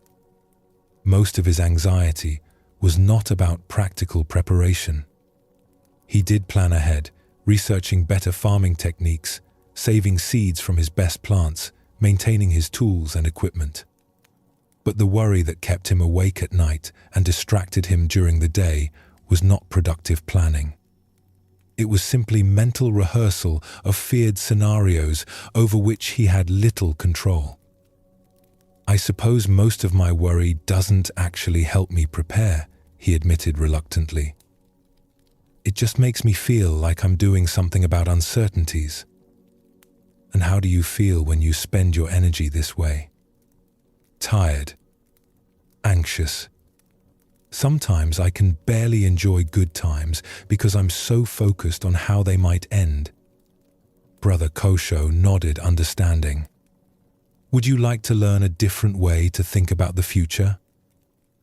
Over the remaining days of harvest, Brother Kosho shared with Ichiro a perspective on time and planning that gradually began to transform the farmer's relationship with uncertainty. "The future exists only in imagination," the monk explained as they worked together. "When tomorrow arrives, it will be today. Next year, when it comes, will be this year. You will always meet challenges in the present moment, never in some imagined future time." This insight began to shift something in Ichiro's thinking. He realized that he had been living as if the future were a separate realm where problems would be more difficult to handle than they were in present reality. But actually, he would face future challenges with the same capabilities, the same immediate attention, the same ability to respond skillfully that he possessed right now. "Prudent planning serves the future," Brother Kosho continued. "But anxious worrying serves nothing. Planning means taking wise action today to prepare for likely possibilities. Worrying means suffering today about possibilities that may never occur. Ichiro began to understand the difference. Saving high-quality seeds for next year's planting was planning. Lying awake imagining crop failures was worrying. Learning new farming techniques was planning. Rehearsing mental scenarios of financial ruin was worrying. Maintaining tools and equipment was planning. Constantly calculating how various disasters might unfold was worrying. The monk taught Ichiro a simple practice for distinguishing between helpful preparation and useless anxiety. When you notice your mind turning toward future concerns, Brother Kosho suggested, ask yourself 2 questions. First, is there some specific action I can take today to address this concern? Is this concern about something likely to happen or just something possible to imagine? If there was useful action to take today, Ichiro learned to take it and then release the worry. If the concern was about remote possibilities rather than likely problems, he practiced gently redirecting his attention to present tasks and immediate reality. This practice did not eliminate Ichiro's natural prudence and responsibility as a farmer. He continued to plan carefully, prepare for seasonal changes, and learn better methods for growing crops. But the constant underlying anxiety about everything that could go wrong began to fade. One morning, several weeks after Brother Kosho had continued his journey, Ichiro woke before dawn as usual and walked out to check his fields. But instead of anxiously searching for signs of potential problems, he found himself simply appreciating the beauty of the early morning light on the empty fields where next year's crops would grow. He realized that he felt peaceful in a way he had not experienced for years. Not because the uncertainties of farming had disappeared, but because he had learned to carry those uncertainties lightly. He could acknowledge that next year might bring challenges while trusting his ability to meet those challenges when they actually arrived. The future would always contain unknowns. Weather would remain unpredictable. Market conditions would fluctuate. Equipment would occasionally fail. But Ichiro understood now that he could prepare wisely for likely possibilities without suffering unnecessarily about imaginary disasters. His family immediately noticed the change in him. At meals, he could enjoy their food without immediately mentioning future concerns. When neighbors complimented his farming success, he could accept their praise with genuine gratitude. When his children asked about their future security, he could offer realistic reassurance based on his actual capabilities rather than sharing his anxieties about everything that might go wrong. Years later, when younger farmers sought Ichiro's advice about managing the uncertainties of agricultural life, he would tell them about the monk who taught him the difference between planning and worrying. "Prepare for what you can reasonably expect," he would say. "But don't waste your present peace suffering about possibilities that exist only in fearful imagination. The future will arrive one day at a time, and you will meet each day with the same wisdom and capability you possess right now." In a mountain village renowned for its artisans, there lived a calligrapher named Sato who had dedicated his life to mastering the ancient art of brush painting. For 20 years, he had studied under respected teachers, practiced daily for hours, and developed technical skills that were admired throughout the region. His characters were precisely formed, his brushwork was controlled and elegant, and his compositions followed traditional principles with meticulous accuracy. But despite his obvious competence, Sato felt trapped by his own pursuit of flawless execution. Each piece he created had to meet impossibly high standards before he would consider it acceptable. He would spend entire days working on a single character, adjusting the pressure of his brush, the angle of each stroke, the spacing between elements, until every detail matched his internal vision of perfect form. Most of his work ended up destroyed. If a brushstroke was even slightly uneven, if the ink flow was not perfectly consistent, if the proportions deviated from classical ideals by the smallest measure, Sato would crumple the paper and begin again. His studio was filled with discarded attempts, partial works abandoned when they failed to achieve the flawless execution he demanded. The constant starting over had begun to drain the joy from his practice. What had once been a source of meditation and creative expression had become a source of frustration and self-criticism. Sato found himself approaching each blank paper with anxiety rather than excitement, knowing that the chances of achieving his perfect vision were slim and that disappointment was likely. His friends and fellow artisans would occasionally see pieces he considered failures and express admiration for their beauty and life. But Sato could see only the flaws that prevented each work from meeting his exacting standards. A character that others found graceful and expressive would appear to him as evidence of inadequate control and insufficient skill. This perfectionism was affecting not only his art, but his entire approach to life.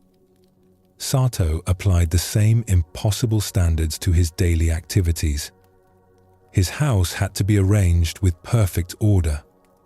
His meals had to be prepared exactly according to traditional methods. His interactions with others had to follow proper social forms without the slightest deviation. The exhausting effort of maintaining these standards left little energy for spontaneity, creativity, or simple enjoyment. Sato lived in constant tension between his actual experience and his ideal of how things should be. One autumn day, Master Takuan, an elderly monk known for his own exceptional calligraphy, visited the village and asked to see examples of local artistic work. Sato was honored to be invited to share his pieces but felt anxious about showing work that he considered imperfect to such a respected master. He selected his 3 most technically accomplished pieces, works that came closest to meeting his standards for precise execution and classical correctness. When he presented them to Master Takuan, the old monk examined them carefully, appreciating their technical skill and adherence to traditional forms. "These show great control and knowledge of proper technique," Master Takuan observed. "You have clearly studied the classical methods thoroughly." Sato felt pleased by this recognition, but sensed something reserved in the master's response. "Is there something lacking in these works, Master?" Master Takuan was quiet for a moment, studying the calligraphy again. "They are very correct. Perhaps too correct. Tell me, where is the artist in these characters?" This question confused Sato. "I try to follow the traditional forms exactly as they should be written." "Yes, I can see that. But where is your own spirit? Where is the aliveness that comes from this particular moment, this particular brushstroke, this particular breath?" Sato did not understand what the master meant. He had always believed that following traditional forms precisely was the highest achievement in calligraphy. "May I see your practice papers?" Master Takuan asked. "The pieces you work on when you are not trying to create finished art." Reluctantly, Sato brought out some of the casual brushwork he did during daily practice, characters written quickly without the intense concentration he brought to formal pieces. These were works he had never considered showing to anyone because they contained obvious imperfections and deviations from classical standards. Master Takuan examined these practice pieces with immediate interest. His face lit up as he studied characters that Sato considered sloppy and inadequate. "Here," the master said, pointing to a character written with flowing, uneven strokes. "This has life. This has breath. This character was not trying to be perfect. It was simply being itself. Sato looked at the character Master Takuan was admiring and saw only flaws. The brushwork was irregular. The proportions were unbalanced. The ink flow showed variations in pressure and speed. But Master, that character violates several principles of proper form. Does it? Or does it express something that rigid adherence to principles cannot capture? Master Takuan picked up a brush and demonstrated, writing the same character with loose, confident strokes that captured the essence of the meaning while deviating significantly from textbook form. Classical principles are like the banks of a river, the master explained. They give the water direction and structure, but the water itself must flow naturally within those banks. If you make the banks so narrow and rigid that the water cannot flow at all, you have defeated the purpose of both the banks and the water. Over the following days, Master Takuan worked with Sato to explore a different approach to calligraphy. Instead of trying to write perfect characters, the master encouraged him to write alive characters. Instead of controlling every detail of execution, he guided Sato toward allowing natural expression to emerge within the framework of traditional knowledge. Let the brush dance, Master Takuan suggested during one of their sessions. You know the forms well enough that you do not need to think about them consciously. Trust your hand to follow the principles while your spirit guides the expression. This approach felt terrifying to Sato at first. Without conscious control over every detail, how could he ensure that his work would be acceptable? But gradually, as he learned to relax his grip on perfect execution, something unexpected began to emerge in his calligraphy. Characters written with this looser approach had a quality of spontaneity and life that his carefully controlled work had lacked. The slight variations in brushwork that he had always considered flaws began to look like expressions of natural rhythm and breath. The imperfections that had once frustrated him started to feel like marks of authenticity and humanity. One morning, several weeks after Master Takuan had continued his journey, Sato was practicing with this new approach when something shifted fundamentally in his understanding. As he wrote a character with relaxed attention, allowing the brush to follow its natural movement within the structure of proper form, he suddenly saw that the slight asymmetry and irregular ink flow were not deviations from beauty, but expressions of it. The character was imperfect according to rigid technical standards, but it was alive in a way that his perfectly controlled work had never been. It captured not just the meaning of the word, but the particular moment of its creation, the specific quality of attention he had brought to the brushwork, the unique conditions of that morning's practice.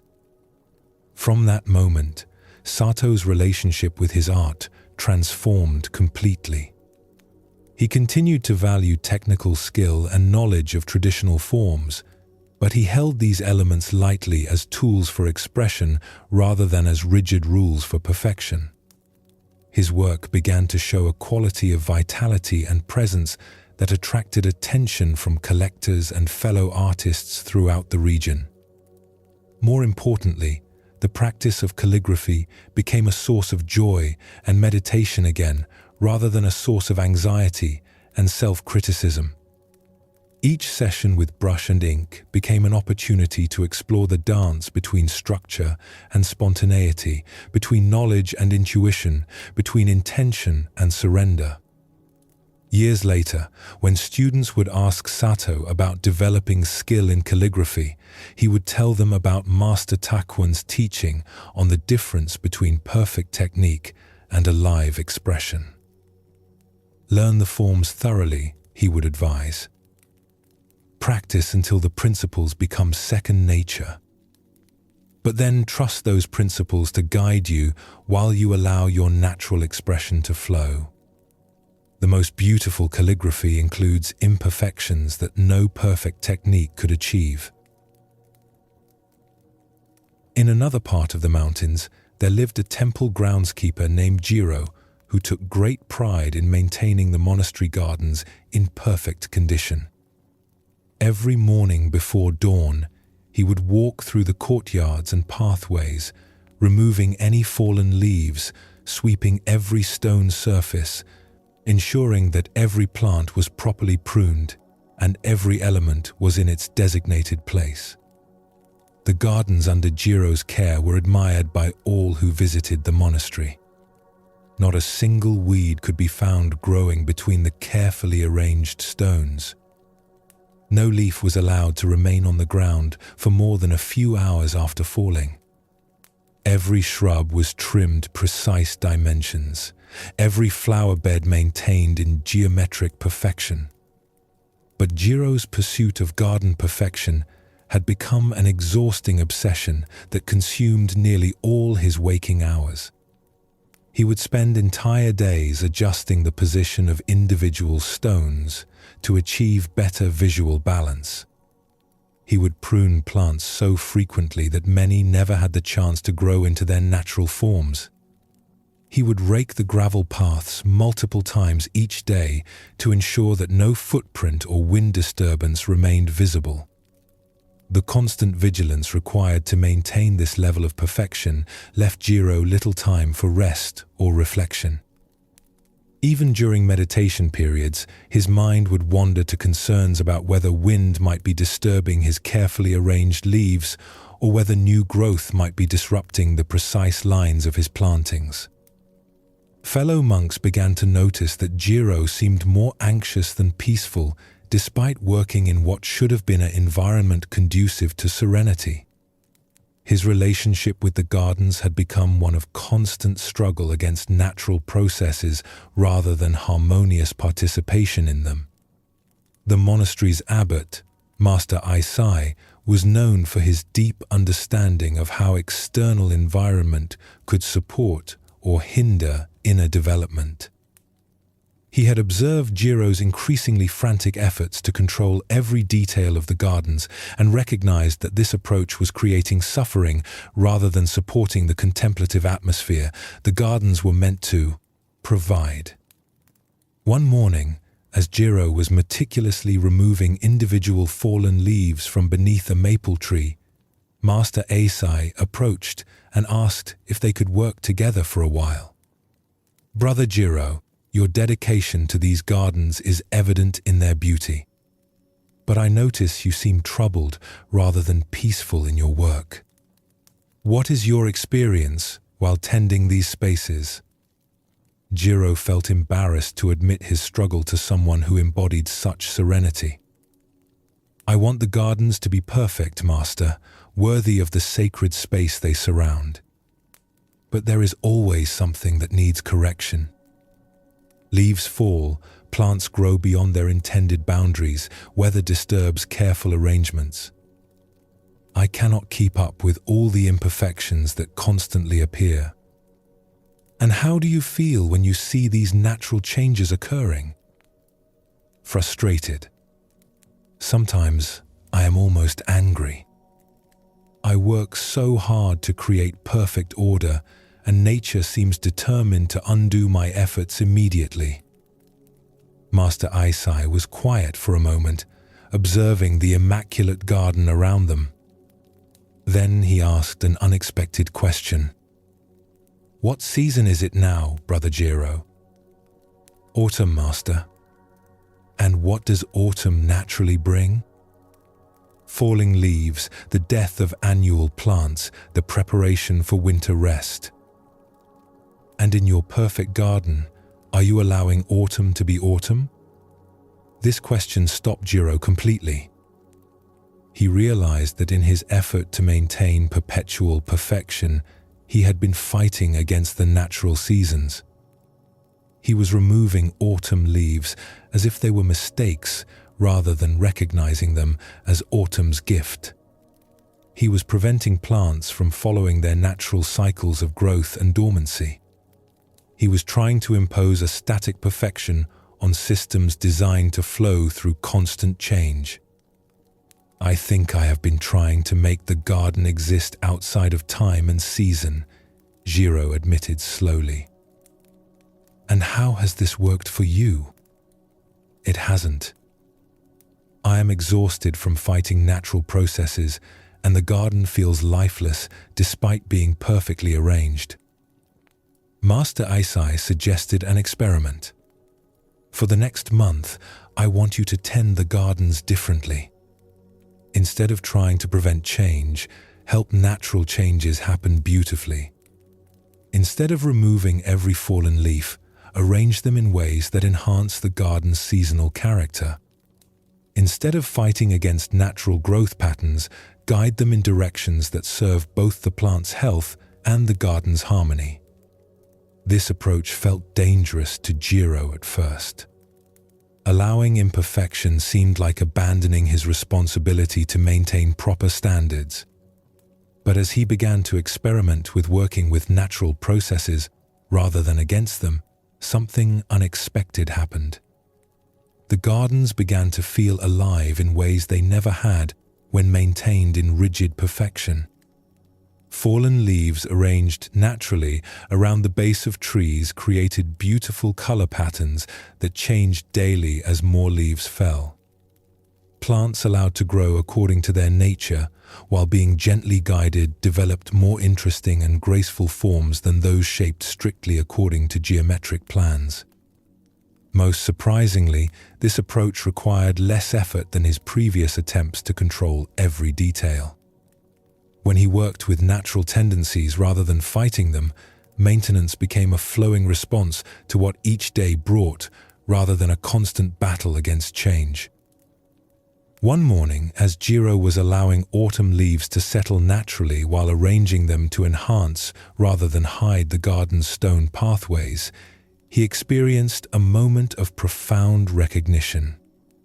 The slight asymmetry created by natural leaf fall was more beautiful than the perfect symmetry he had been trying to maintain. The irregular patterns formed by wind and gravity contained a quality of spontaneous grace that no human planning could achieve. In that moment, Jiro understood what Master Eisai had been trying to teach him. True beauty included imperfection as an essential element, not as something to be eliminated. The gardens were most beautiful when they expressed the natural processes of growth, decay, and renewal rather than when they denied those processes in favor of static perfection. From that day forward, Jiro's approach to garden maintenance transformed completely. He continued to tend the spaces with care and attention, but now his work felt like a collaboration with natural forces rather than a war against them. The gardens developed a quality of seasonal beauty that visitors found more moving and inspiring than the previous rigid perfection. His own experience of the work became peaceful and meditative rather than anxious and controlling. Each day brought new opportunities to notice how natural changes could be guided and enhanced rather than problems to be solved and imperfections to be eliminated.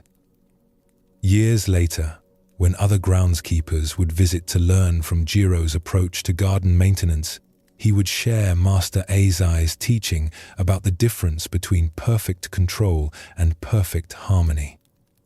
"A garden is not a picture to be kept unchanged," he would explain. "It is a living system that expresses different kinds of beauty through every season. Your role is not to prevent change, but to help change happen in ways that serve both the natural processes and the contemplative purpose of the space." In a small fishing village by the sea, there lived a fisherman named Kazuo who had developed an unusual approach to his ancient trade. Unlike other fishermen who measured the success of each day by the size of their catch and the income it provided, Kazuo had learned to find satisfaction in the quality of his effort, regardless of how many fish ended up in his nets. This had not always been his way. For many years, Kazuo had struggled with the uncertainty that is inherent in fishing. Some days the sea would provide abundant catches that fed his family well and allowed him to save money for the future. Other days he would return with empty nets despite hours of careful work, facing the disappointment of his family and the anxiety of reduced income. The unpredictability of results had made fishing feel like a constant gamble where his sense of worth and competence rose and fell with forces completely beyond his control. Good catches made him feel skilled and successful. Poor catches made him question his abilities and worry about his family's security. His mood and self-confidence became entirely dependent on outcomes he could influence but never guarantee. This attachment to results had begun to drain the deeper satisfactions that fishing could provide. Instead of appreciating the peaceful hours on the water, the skill required to read weather and currents, the meditative rhythm of casting and retrieving nets, Kazuo spent most of his time anxiously calculating whether each trip would produce sufficient catch to justify the effort. The turning point came during a particularly difficult season when weeks of poor fishing had left his family struggling financially. Kazuo was becoming increasingly desperate and frustrated, working longer hours with more intensive effort, but continuing to return home with disappointing results. The harder he tried to force good outcomes, the more elusive success seemed to become. One evening, as he sat mending nets after another unproductive day, an elderly fisherman named Grandfather Yuki approached and asked if he could offer some help with the repair work. Yuki was known throughout the village as someone who had fished these waters for over 50 years and always seemed content, regardless of how his daily catches varied.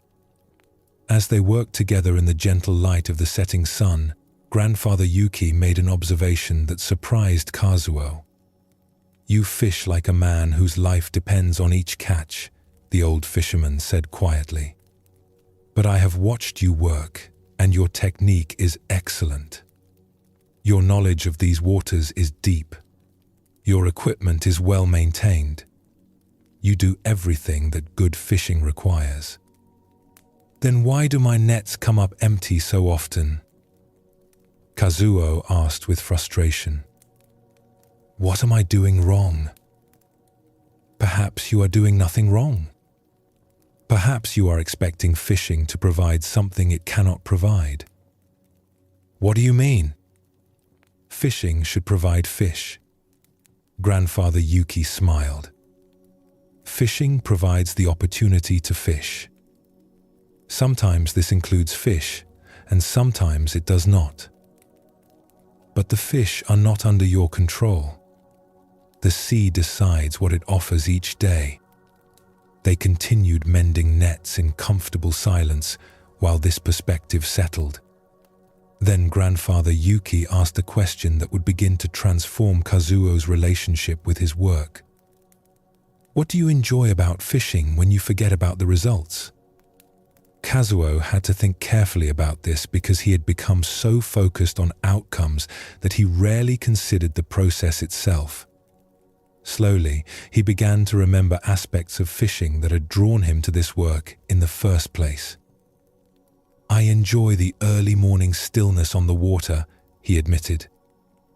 "The way the light changes throughout the day. The skill of reading the currents and weather. The rhythm of working with the nets. The sense of participating in something much larger than myself." "And do these satisfactions depend on how many fish you catch?" "No," Kazuo realized. "They exist whether the nets are full or empty." "Then perhaps you have been measuring the success of your days by the wrong standard." Over the following weeks, Grandfather Yuki shared with Kazuo a different approach to fishing that had sustained him through decades of variable catches.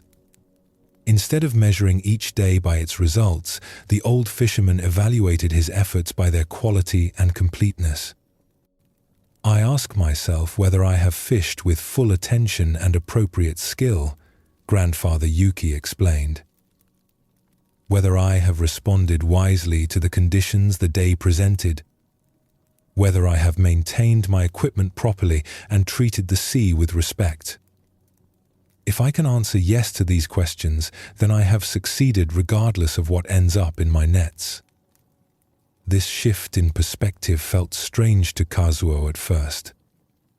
How could a day with empty nets be considered successful? But as he began to experiment with evaluating his work by process rather than results, something unexpected happened. When he focused on fishing skillfully rather than fishing successfully, his attention became more present and engaged. Instead of constantly calculating potential outcomes, he could appreciate the immediate experience of being on the water. Instead of feeling anxious about results he could not control, he could take satisfaction in efforts he could control completely. His fishing technique actually improved when he stopped being so attached to specific outcomes. With his attention fully focused on reading conditions and responding appropriately, he noticed subtle signs about weather, currents, and fish behavior that he had missed while preoccupied with worries about results. Most surprisingly, this process-focused approach seemed to improve his actual catches over time. Not because he was trying harder to catch fish, but because he was fishing with more present attention and less anxious interference. One morning, several months after his conversation with grandfather Yuki, Kazuo experienced a profound shift in understanding. He had been fishing for hours without a single fish entering his nets, but instead of feeling frustrated or disappointed, he found himself deeply satisfied with the quality of attention he had brought to his work. The sunrise had been spectacular. The water conditions had provided interesting challenges that required skillful response. His movements with the nets had felt smooth and practiced. He had been completely present for several hours of peaceful, focused work, regardless of its external results.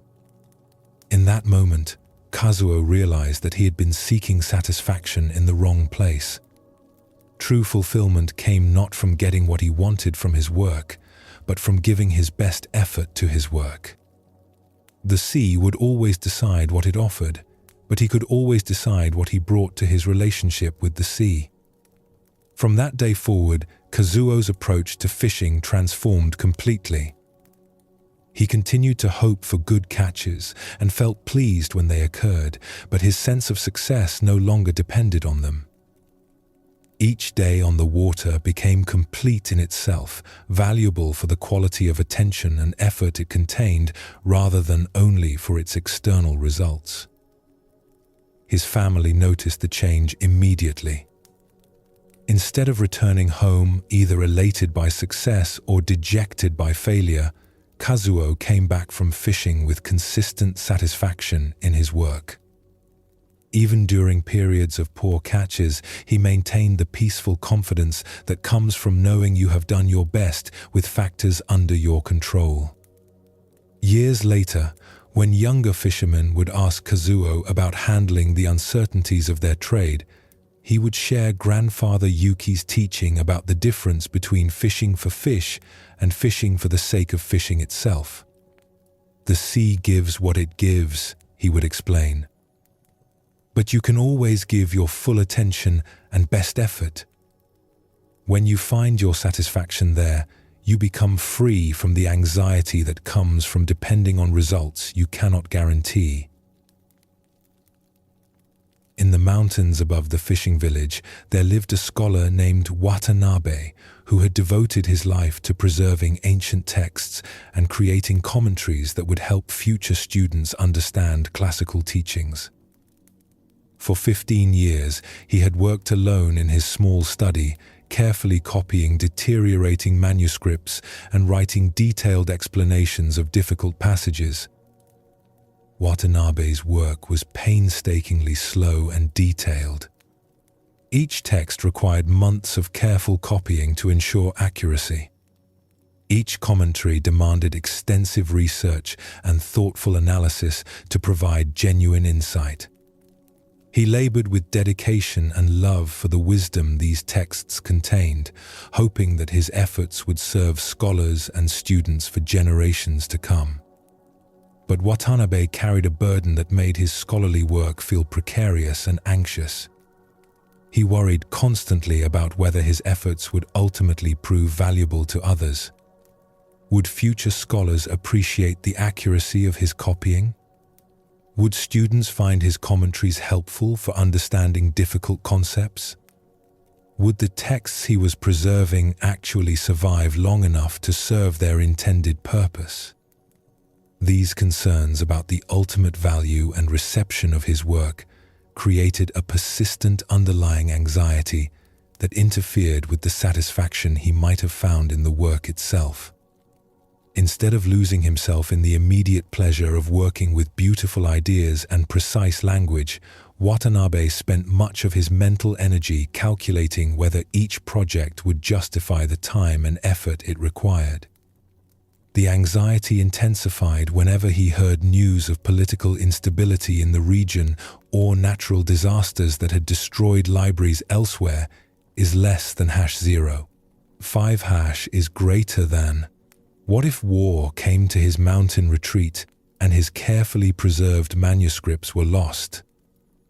What if future generations were not interested in classical learning and his commentaries became irrelevant?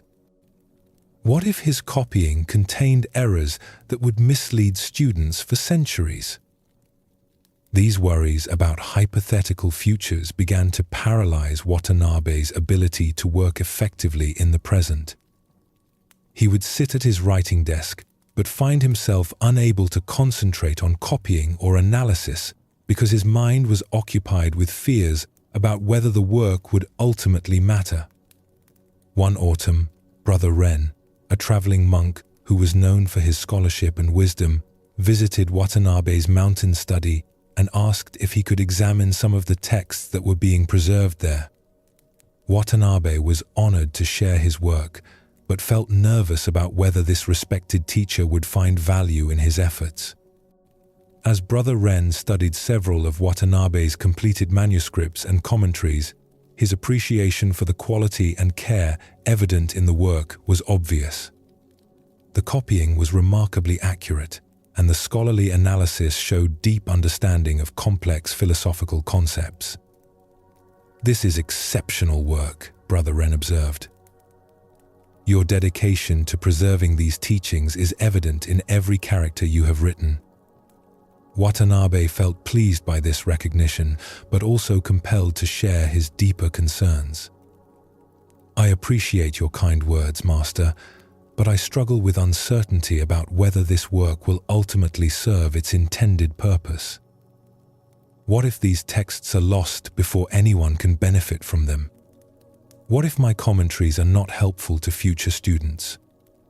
Brother Ren was quiet for a moment, considering this question carefully.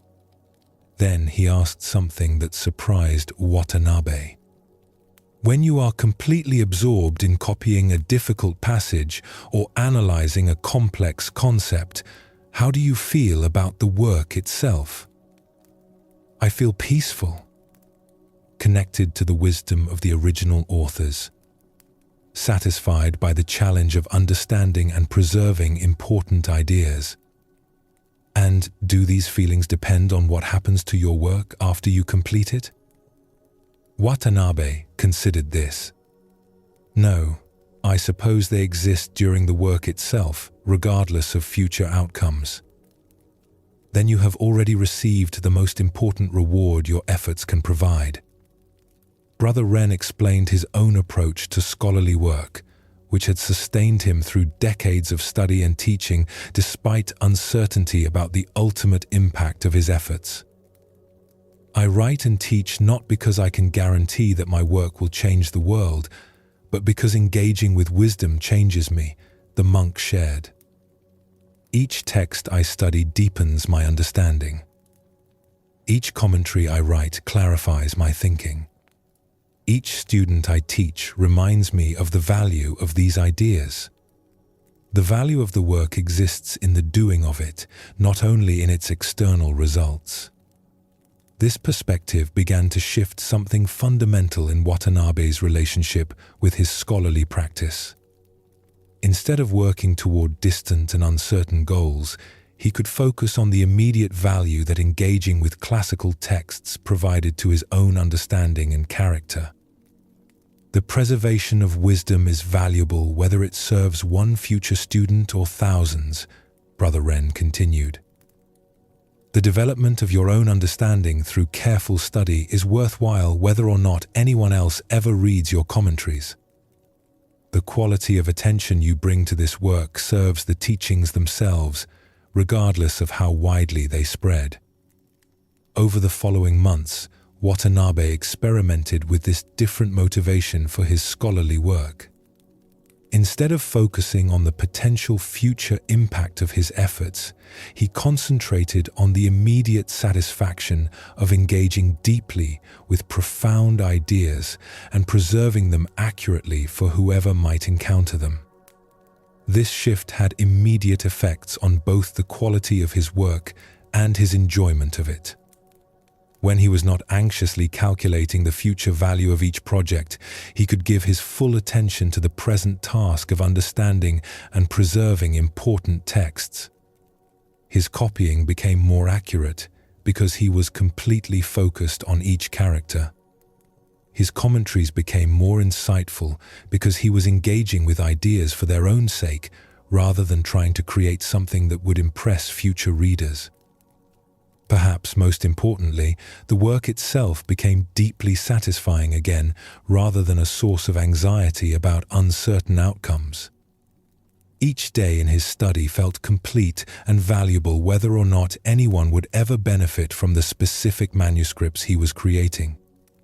One winter morning, as Watanabe worked on a particularly challenging text about the nature of enlightenment, he experienced a moment of understanding that exemplified Brother Ren's teaching.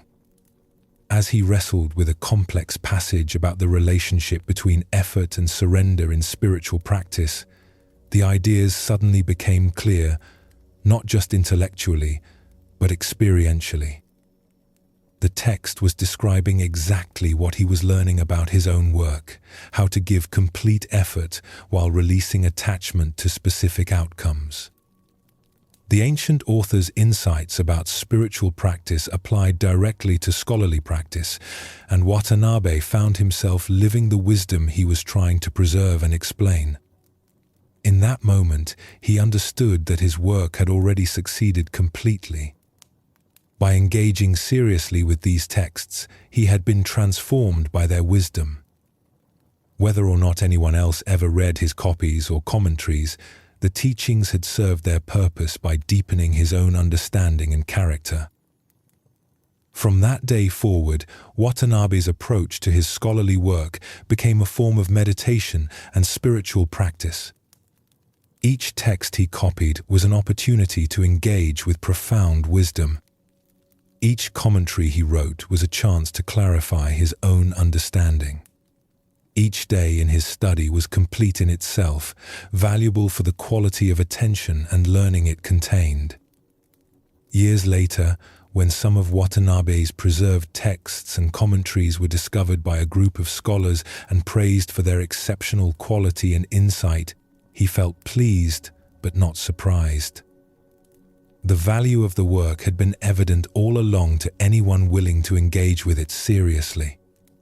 External recognition was gratifying, but not necessary for the work to have served its true purpose. When asked about his approach to scholarly preservation, Watanabe would share Brother Ren's teaching about finding satisfaction in the work itself rather than only in its outcomes. Wisdom serves those who engage with it sincerely, he would explain. Whether that service extends to others depends on many factors beyond our control. But the service to our own understanding and character is immediate and certain. When you find your motivation there, scholarly work becomes a source of constant satisfaction rather than anxious uncertainty. These two stories illustrate profound truths about how attachment to outcomes can undermine both the quality of our work and our satisfaction with it. Both Kazuo and Watanabe discovered that focusing on results they could not control created anxiety that interfered with their ability to perform well in areas they could control. The fisherman's transformation shows how worry about catches can prevent the present attention that makes good fishing possible. When Kazuo stopped measuring each day by its results and started evaluating his efforts by their quality, his work became more skillful and more satisfying simultaneously. Watanabe's experience reveals how concern about future impact can interfere with present engagement with meaningful work.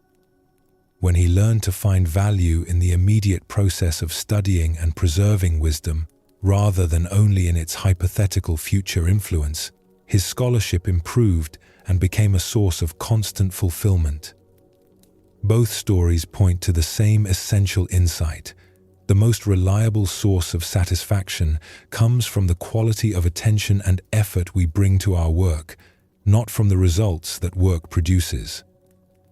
Zen Buddhism teaches that attachment to outcomes is one of the primary sources of human suffering. When we invest our sense of success and self-worth in results we cannot fully control, we set ourselves up for inevitable disappointment and anxiety. This attachment also interferes with our performance because it divides our attention between present tasks and future concerns. The alternative is what Buddhist texts call right action, acting with complete dedication while remaining unattached to the fruits of action. This does not mean becoming careless about results or indifferent to whether our efforts succeed. It means finding our motivation and satisfaction in the quality of our effort rather than only in its external outcomes. This approach brings several important benefits. First, it makes satisfaction possible regardless of circumstances. If you measure success only by results, you will feel successful only when things turn out as hoped. But if you measure success by the quality of your effort, you can feel successful whenever you have given your best to what you can control. Second, it often improves actual results because it allows full attention to be focused on present tasks rather than being divided between current work and future worries. Kazuo's fishing improved when he stopped being so concerned about catches. Watanabe's scholarship became more insightful when he stopped calculating its future impact. Third, it creates resilience in the face of setbacks. When you know that you have done everything within your control skillfully and completely, external failures become information rather than judgments on your worth or competence. The practice of letting go of attachment to outcomes involves learning to distinguish between caring about results and being controlled by them. You can hope for good outcomes and work toward them while recognizing that many factors beyond your influence will determine what actually happens. This distinction is crucial. Caring about results motivates skillful effort and appropriate preparation. Being attached to results creates anxiety and often interferes with the very efforts that might produce desired outcomes. In your own life, notice where attachment to specific outcomes might be creating unnecessary suffering or undermining your effectiveness. Are there areas where worry about results prevents you from fully engaging with present tasks? Are there situations where your sense of worth depends too heavily on achieving particular goals? The alternative is not to stop caring about outcomes, but to find your primary satisfaction in offering your best effort regardless of what that effort produces. Like the fisherman who learned to fish for the sake of fishing itself, you can engage with your work for the intrinsic value it provides rather than only for its external results. This approach applies to creative work, where attachment to recognition or commercial success can interfere with authentic expression.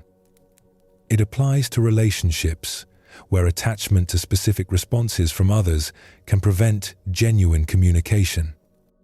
It applies to spiritual practice, where attachment to particular experiences can block natural development.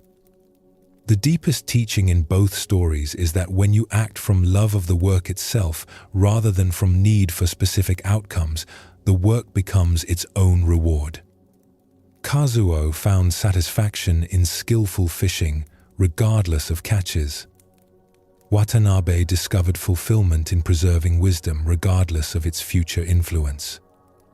This shift from external motivation to internal motivation creates sustainable satisfaction that does not depend on circumstances beyond your control.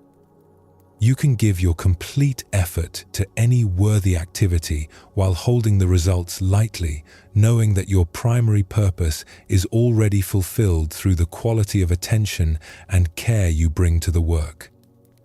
In meditation practice, this principle appears as the teaching to sit without gaining mind. You meditate not to achieve particular states of consciousness, but to engage completely with whatever arises in awareness. This same attitude can guide all activities, engaging fully while remaining unattached to specific outcomes. As your breathing naturally deepens and your body settles into rest, notice how the breath serves life perfectly without any concern for results or achievement. Each breath is complete in itself, serving its purpose through the simple act of breathing rather than through any external accomplishment. We arrive now at the deepest territory of letting go, the release that touches the very foundation of how we understand ourselves. The boundaries we draw between self and other, between inside and outside, between what we are and what we are not. The illusion of separation that creates so much unnecessary suffering and blinds us to our true nature. Tonight, we explore the most profound teaching of Zen wisdom. How the small self that we protect so carefully is itself a construction that can be gently released. How beneath the ego's constant concerns about its survival and status lies a deeper identity that is already whole, already connected, already free. Through stories of those who discovered their true nature beyond personal boundaries, we will find that the greatest letting go is the recognition that there was never anything separate to hold on to in the first place. In a remote valley where few travelers ventured, there lived a hermit named Soshin who had withdrawn from human society 15 years earlier to pursue spiritual practice in solitude. He had built a simple hut beside a mountain stream, created a small garden for vegetables, and established a daily routine of meditation, study, and contemplative work that filled his days with purposeful activity. Soshin had chosen the hermit's path because he believed that isolation from others was necessary for achieving the deep spiritual insights he sought. In the village where he had previously lived, he had found himself constantly distracted by social obligations, other people's problems, and the complex web of relationships that seemed to pull his attention away from inner development. Living alone in the mountains, Soshin felt he could finally focus completely on understanding the nature of mind and reality without external interference. He spent hours each day in meditation, studying classical texts about enlightenment and practicing various techniques designed to dissolve the ego and reveal his true nature. But after 15 years of intensive solitary practice, Soshin had begun to feel stuck rather than progressively enlightened. Despite his dedicated efforts, he still experienced the same sense of being a separate self, struggling to achieve something beyond his current state.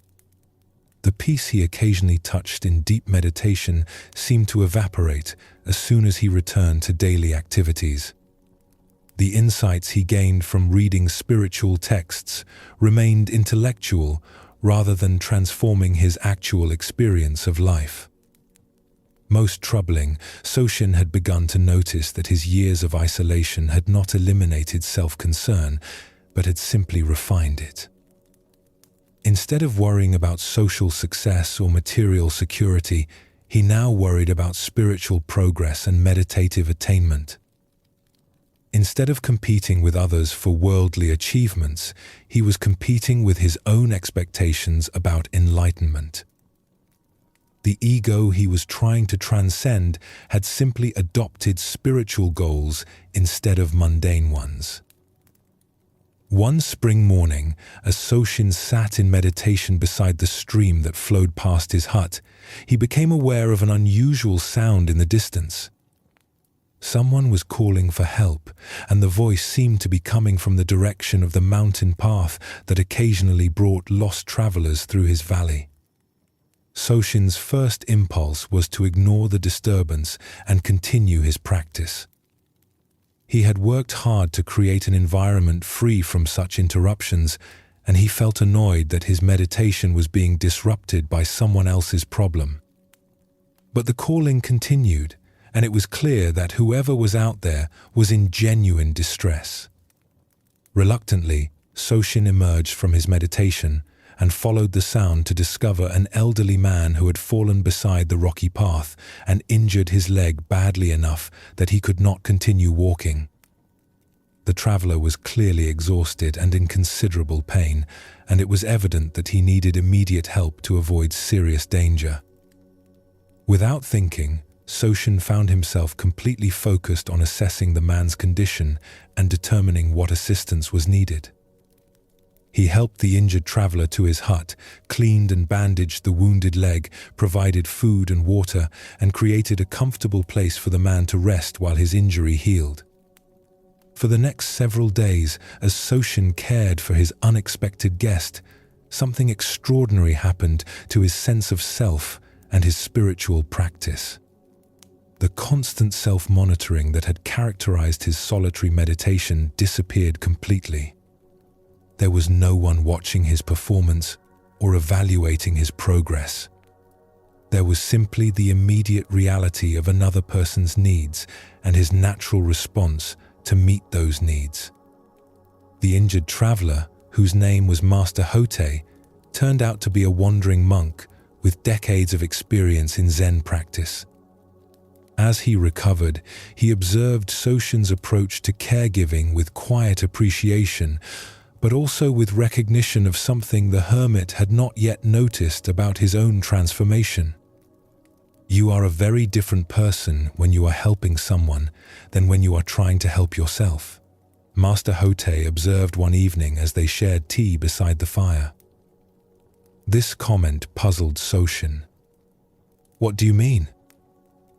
When you were caring for my injury, did you worry about whether you were doing it correctly? Did you judge yourself for not being more skillful? Did you compare your performance to some ideal standard of caregiving? Soshin thought about this. No, I was simply responding to what needed to be done. And when you meditate alone, seeking spiritual attainment, how does your mind operate? I often worry about whether I'm making progress. I judge my experiences. I compare my current state to where I think I should be. Do you see the difference? Gradually, Soshin began to understand what Master Hote was pointing out. When he was focused on helping someone else, the self-conscious self that usually dominated his experience simply disappeared. There was no separate Soshin trying to achieve something or protect something or improve something. There was just natural response to immediate need. But when he was practicing spiritual techniques designed to eliminate the ego, that very practice reinforced the sense of there being someone who needed to eliminate something. The effort to transcend the small self actually strengthened the identity of being someone with a small self to transcend. True selflessness, Master Hote explained, does not come from trying to get rid of the self.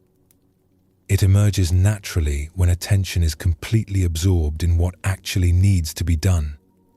You cannot practice selflessness as a technique, because practicing it requires someone to practice it.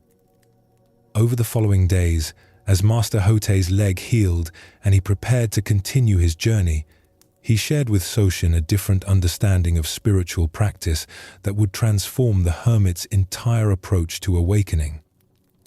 The small self is not an entity that needs to be destroyed, the monk explained.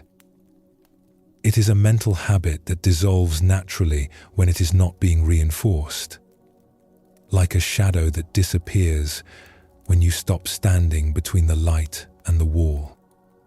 This insight began to shift everything about Soshin's relationship with his practice and his understanding of enlightenment.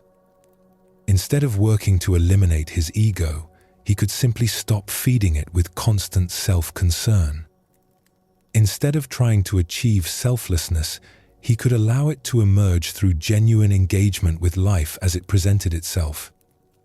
When Master Hotei had recovered sufficiently to resume his travels, he made a suggestion that initially shocked Soshin. Perhaps it is time for you to return to the world. Not because solitude is wrong, but because you have learned what isolation can teach you. The next stage of your practice may require the presence of others. The idea of leaving his mountain retreat felt terrifying to Soshin. For 15 years, he had defined himself as someone who had transcended the need for human society. His identity as a serious spiritual practitioner was built around his commitment to solitary practice. But Master Hotei's presence had shown him something he could not have discovered alone. The deepest spiritual experiences of his life had occurred not during isolated meditation, but during moments of complete absorption in caring for another person. The selflessness he had been seeking through techniques designed to eliminate the ego had emerged naturally through simple service. Several months after Master Hotei continued his journey, Soshin made the difficult decision to leave his mountain hermitage and return to human community. Not to abandon spiritual practice, but to discover what practice looked like when it included, rather than excluded, the world of relationships and mutual interdependence. The transition was challenging because it required releasing an identity he had cultivated for 15 years. He was no longer Soshin the hermit. Pursuing enlightenment in mountain solitude was simply someone learning to live with awareness and compassion in whatever circumstances life presented. But this release of spiritual identity paradoxically deepened rather than diminished his actual spiritual development. When he stopped trying to be someone special who had achieved something extraordinary, he could respond naturally to ordinary moments with the same presence and care he had discovered while helping Master Hotei. Years later, when students would ask Soshin about his time as a hermit and his eventual return to community life, he would share Master Hotei's teaching about the difference between practicing selflessness and allowing selflessness to emerge naturally. I spent 15 years trying to transcend the ego through various techniques and disciplines, he would explain. But the ego that was trying to transcend itself was still the ego. Real transcendence happened not through effort, but through forgetting myself completely in service to what actually needed attention. The small self disappeared not because I destroyed it, but because I stopped feeding it with constant concern about its spiritual progress. Soshin's story reveals something profound about the nature of spiritual seeking and the paradox of trying to eliminate the ego through effort. His 15 years of solitary practice had actually strengthened the very sense of being a separate self that he was trying to transcend. Each meditation session, each spiritual technique, each moment of self-evaluation reinforced the identity of being someone who practices and someone who seeks enlightenment. The breakthrough came not through more intensive practice, but through complete absorption in caring for another person. When Master Hotei needed help, Soshin's usual self-consciousness disappeared naturally because his attention was entirely focused on immediate needs rather than on his own spiritual development.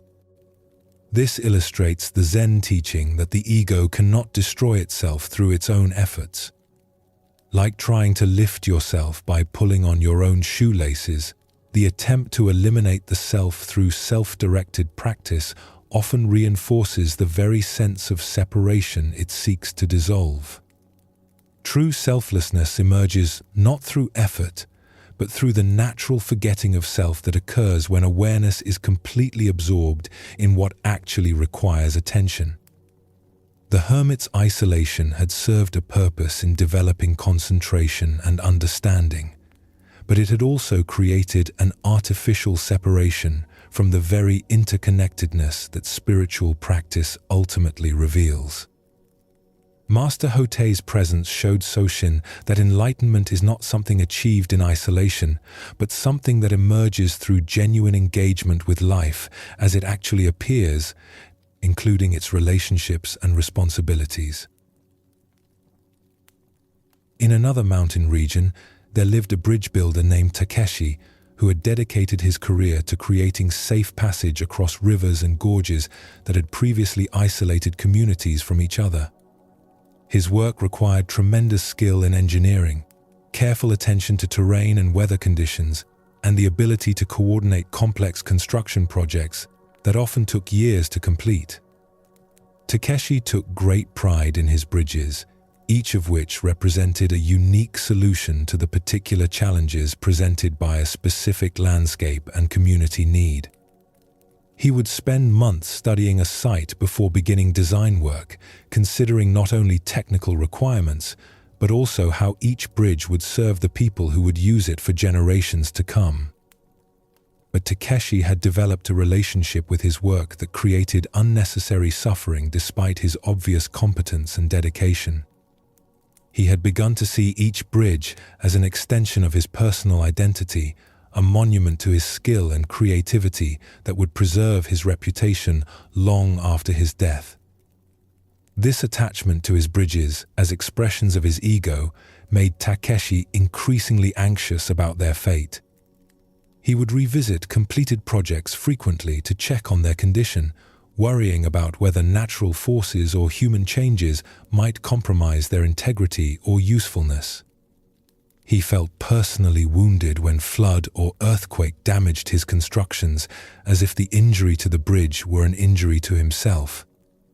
The identification with his work had become so strong that Takeshi measured his own worth by the success and durability of his bridges.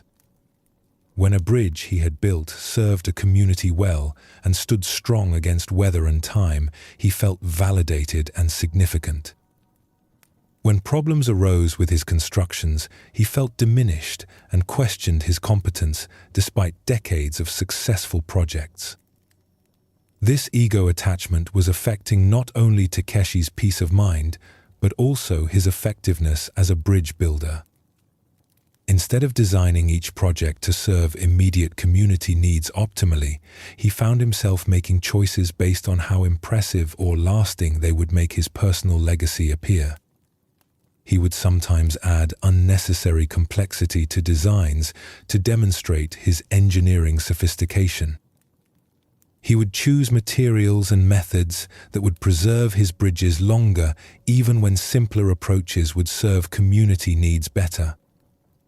His focus on creating monuments to his skill was interfering with his ability to create purely functional solutions to transportation problems. One autumn, Takeshi was commissioned to build a bridge across a wide river that flooded unpredictably and had prevented reliable trade between two prosperous towns. The technical challenges were significant, but Takeshi was confident in his ability to design a structure that would withstand the worst floods while providing safe passage during normal conditions. As he studied the site and began developing his design, Takeshi found himself thinking not only about engineering requirements, but about how this bridge would be regarded as the masterpiece of his career. It would be his largest and most technically sophisticated project, crossing the widest span he had ever attempted with innovative features that would demonstrate his mastery of advanced construction techniques. But as work progressed, the river began to teach Takeshi something that would transform his understanding of his role as a bridge builder. During his months of observing the waterway, he noticed that its character changed constantly with seasons, weather, and the various activities of communities along its banks. Sometimes the river flowed gently, providing a peaceful boundary between the towns that people could cross easily in small boats. Sometimes it became a raging torrent that made any crossing dangerous, regardless of bridge design. Sometimes it froze solid enough that people could walk across without any constructed aid. Sometimes it nearly dried up, leaving only a shallow stream that barely required a footbridge. Watching these constant changes, Takeshi began to see that the river was not a static obstacle to be permanently conquered by human engineering. It was a living system that expressed different needs and possibilities through its natural cycles. A bridge that served this dynamic system well would need to work with these changes rather than simply imposing a fixed solution. This insight began to shift Takeshi's approach to his design work. Instead of creating a monument to his engineering prowess that would dominate the landscape, he began to envision a bridge that would serve the river as well as the communities it connected. He simplified his design, eliminating features that demonstrated technical sophistication but did not serve actual function. He chose materials and construction methods that would allow the bridge to age gracefully and integrate naturally with its environment, rather than standing as a permanent assertion of human control over natural forces. Most significantly, Takeshi found that as he focused on serving the relationship between river and communities, rather than on creating a testament to his own skill, his personal attachment to the project began to dissolve. He was no longer building Takeshi's bridge, but simply building a bridge that would serve whoever needed to cross this particular river. The change in his approach was noticed immediately by the workers and community members involved in the construction. Instead of demanding that every detail conform to his personal vision, Takeshi became open to suggestions and modifications that would serve practical needs better. Instead of treating the bridge as his creation to be protected and admired, he began to see it as a gift he was offering to the relationship between places and people. One morning, as construction neared completion and Takeshi stood watching the sun rise over the nearly finished bridge, he experienced a moment of recognition that would change his understanding of his work and himself permanently. Looking at the bridge in the morning light, he suddenly saw that it was not separate from the river it crossed or the landscape it occupied. The stones came from nearby quarries. The wood came from local forests. The design was shaped by the river's character and the community's needs. Even his own engineering knowledge was something he had received from teachers and experience rather than something he had created independently. In that moment, Takeshi realized that he had never built anything alone. Every bridge was the result of countless contributions from other people, natural systems, and accumulated human knowledge. His role was not to create monuments to his individual skill, but to serve as one element in a complex collaboration between human needs and natural possibilities. This recognition dissolved his attachment to his bridges, not through effort or spiritual technique, but through simple recognition of how things actually worked. There was no separate Takeshi who owned his constructions any more than there was a separate river that owned its water or a separate forest that owned its trees. From that day forward, Takeshi's approach to bridge building became a form of meditation on interdependence rather than a means of expressing personal achievement.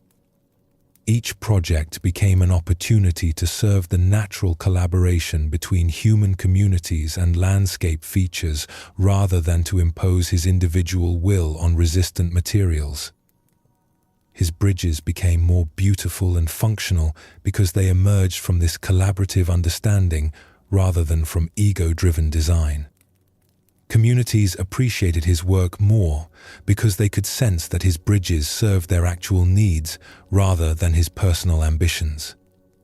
Years later, when apprentice engineers would ask Takeshi about developing skill in bridge building, he would share what the river had taught him about the difference between building to serve the ego and building to serve life itself. The best bridges disappear into their function, he would explain. People cross them without thinking about the builder because they feel like natural parts of the landscape. When you design from ego, you create monuments that call attention to the engineer. When you design from service, you create passages that serve their purpose so well that they become invisible. These two stories reveal the deepest truth about letting go of the small self. Both Soshin and Takeshi discovered that the ego they had been trying to manage or transcend was not actually a solid entity, but a process of identification that could simply be discontinued. The hermit's experience shows how the effort to eliminate the ego can actually reinforce it. When Soshin was trying to achieve selflessness through spiritual practice, he was strengthening the identity of being someone who needed to achieve something. But when he was naturally absorbed in caring for Master Hote, selflessness emerged without effort because there was no separate self to maintain or improve.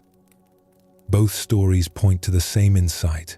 The small self is maintained by attention and dissolved by lack of attention.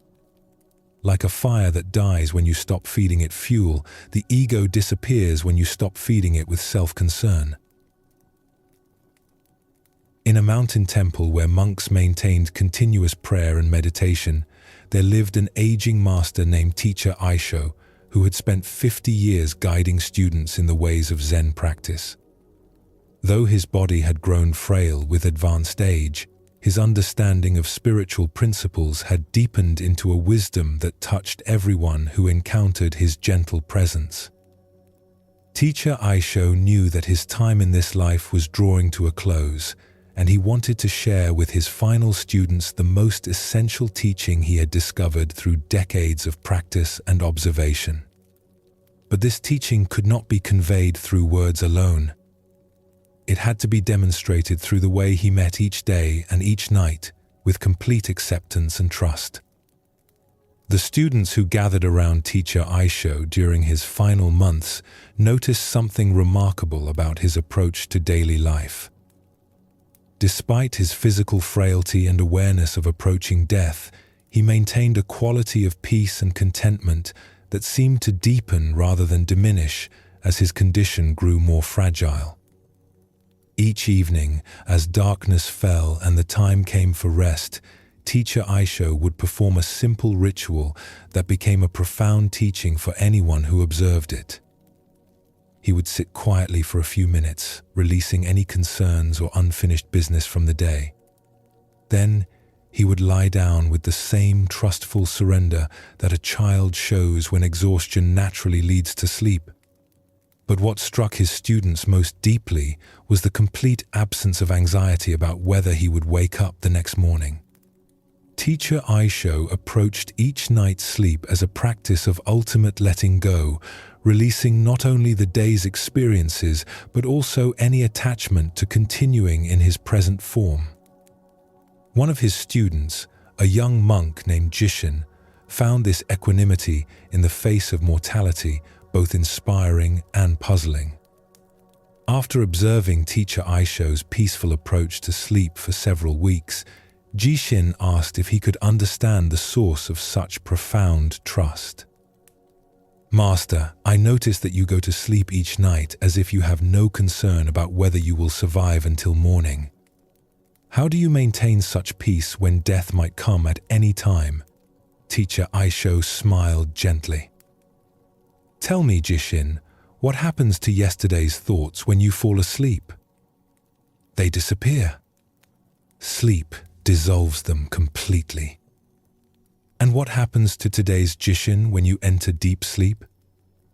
Jishin considered this carefully. I suppose the sense of being me disappears during deep sleep. There's no awareness of identity or personal concerns. And yet, you wake up each morning. What returns? Awareness returns. The sense of being alive and conscious comes back. But is the awareness that wakes up exactly the same as the awareness that went to sleep? This question made Jishin pause. He realized that while consciousness returned each morning, it was not exactly identical to the previous day's consciousness. Each day brought slightly different thoughts, feelings, and perspectives. The person who woke up was both the same and different from the person who had gone to sleep. I think awareness returns renewed and changed, Jishin admitted. Exactly. So you have been practicing death and rebirth every night of your life without realizing it. Sleep is your daily teacher in the art of letting go and trusting what emerges naturally. Teacher Aisho explained how he had come to see sleep as the most profound spiritual practice available to human beings. Each night offered an opportunity to practice complete surrender of personal identity and trust in the natural processes that sustain life beyond individual consciousness. When you go to sleep, Teacher Aisho continued, you let go of everything you think you are. Your name, your concerns, your plans, your fears, all dissolve into unconsciousness. Yet life continues. Your body heals and restores itself. Your mind processes and integrates the day's experiences. All of this happens without any effort or control from the you that goes to sleep. This perspective began to transform Jishin's relationship with both sleep and death. Instead of seeing sleep as a temporary interruption of life, he began to understand it as a nightly practice of the ultimate surrender that death would eventually require. Each evening became an opportunity to practice releasing attachment to personal identity and trusting the larger life that continues beyond individual consciousness. Teacher Aisho guided his students in approaching sleep as a conscious spiritual practice. Instead of simply falling asleep from exhaustion, they learned to surrender into rest with the same intentional letting go that they brought to meditation and other spiritual disciplines. As you prepare for sleep, Teacher Aisho would instruct them, spend a few moments releasing the day. Let go of any regrets about what happened. Release any worries about what tomorrow might bring. Then surrender your personal identity as trustfully as you surrender your body to the bed that supports it. The students who practiced this approach to sleep found that it deepened both their rest and their spiritual understanding. Sleep became a daily opportunity to practice the ultimate letting go rather than simply a biological necessity. Each morning brought a sense of renewal that came not just from physical rest, but from the spiritual practice of surrendering personal identity and trusting larger forces. One evening, several months before Teacher Aisho's death, he shared with his gathered students what he considered his final and most important teaching. As the sun set and the time for rest approached, he spoke about the relationship between daily sleep and the ultimate sleep that awaits every living being. Each night you practice dying, he said softly. Each morning you practice being born. Life is a continuous rhythm of holding and releasing, appearing and disappearing, individual consciousness and universal awareness. When you learn to sleep well, you learn to die well. When you learn to die well, you learn to live well. The students sat in deep silence as this teaching settled. Teacher Aisho's words pointed to something that could only be understood through direct experience rather than intellectual analysis. Do not fear the great sleep that will eventually come, Teacher Aisho continued. It is the same rest you have been practicing every night of your life. The awareness that wakes up each morning from sleep is the same awareness that continues beyond the end of individual life. Trust in this continuity. Rest in this understanding. Several months later, Teacher Aisho died peacefully in his sleep, demonstrating through his final act the ultimate teaching he had been sharing with his students. His death felt like a natural completion rather than a tragic ending because he had prepared for it through years of nightly practice in the art of conscious surrender. Years later, when Jishin had become a teacher himself and worked with students who struggled with fear of death or difficulty with sleep, he would share Teacher Aisho's understanding of sleep as spiritual practice. Each night offers you the opportunity to practice the ultimate letting go, he would explain. Sleep teaches you that consciousness can surrender completely and still return renewed. Death is simply the final sleep from which consciousness awakens in a different form. When you learn to trust the process of nightly rest, you develop faith in the larger process of which individual life is just one cycle. Teacher Aisho's final teaching reveals the deepest truth about letting go. Sleep is not separate from spiritual practice, but is perhaps its most essential form. Each night, we practice releasing everything we think we are and trusting the natural processes that sustain life beyond personal control. The aging master's peaceful approach to mortality shows how the daily practice of conscious surrender into sleep prepares us for the ultimate surrender that death requires. When we learn to let go completely each night, death becomes not a fearful unknown, but a familiar process we have been practicing throughout our lives. This perspective transforms both sleep and death from enemies to be fought into teachers to be embraced. Sleep becomes an opportunity for daily renewal through conscious surrender. Death becomes the final letting go that allows consciousness to continue in new forms beyond individual limitation. These two stories weave together the ultimate teaching about letting go. Both Kenjiro and Teacher Aisho discovered that true peace comes not from controlling consciousness, but from trusting its natural rhythms of alertness and rest, effort and surrender, individual awareness, and universal consciousness. The Night Guard's learning shows us that even necessary vigilance can be performed from a state of relaxed trust rather than anxious effort. When we stop fighting against our natural rhythms and learn to work with them, both wakefulness and rest become expressions of the same underlying awareness. Teacher Aisho's final teaching reveals how sleep serves as daily preparation for the ultimate letting go. Each night, we practice releasing personal identity and trusting the processes that sustain life beyond individual consciousness. This nightly rehearsal develops the faith and skill needed for the final surrender that death requires. Together, these stories point to the deepest wisdom of Zen Buddhism about the nature of consciousness and the practice of letting go. Awareness itself is already perfect and does not need to be improved, controlled, or maintained through effort. Our role is simply to trust its natural functioning and cooperate with its rhythms rather than fighting against them. In meditation, this means allowing awareness to be naturally alert rather than forcing concentration. In daily life, this means responding appropriately to what each moment requires rather than trying to control outcomes. In sleep, this means surrendering personal identity trustfully rather than clinging to wakefulness. In death, this means releasing individual form while trusting the continuity of consciousness in its larger expressions.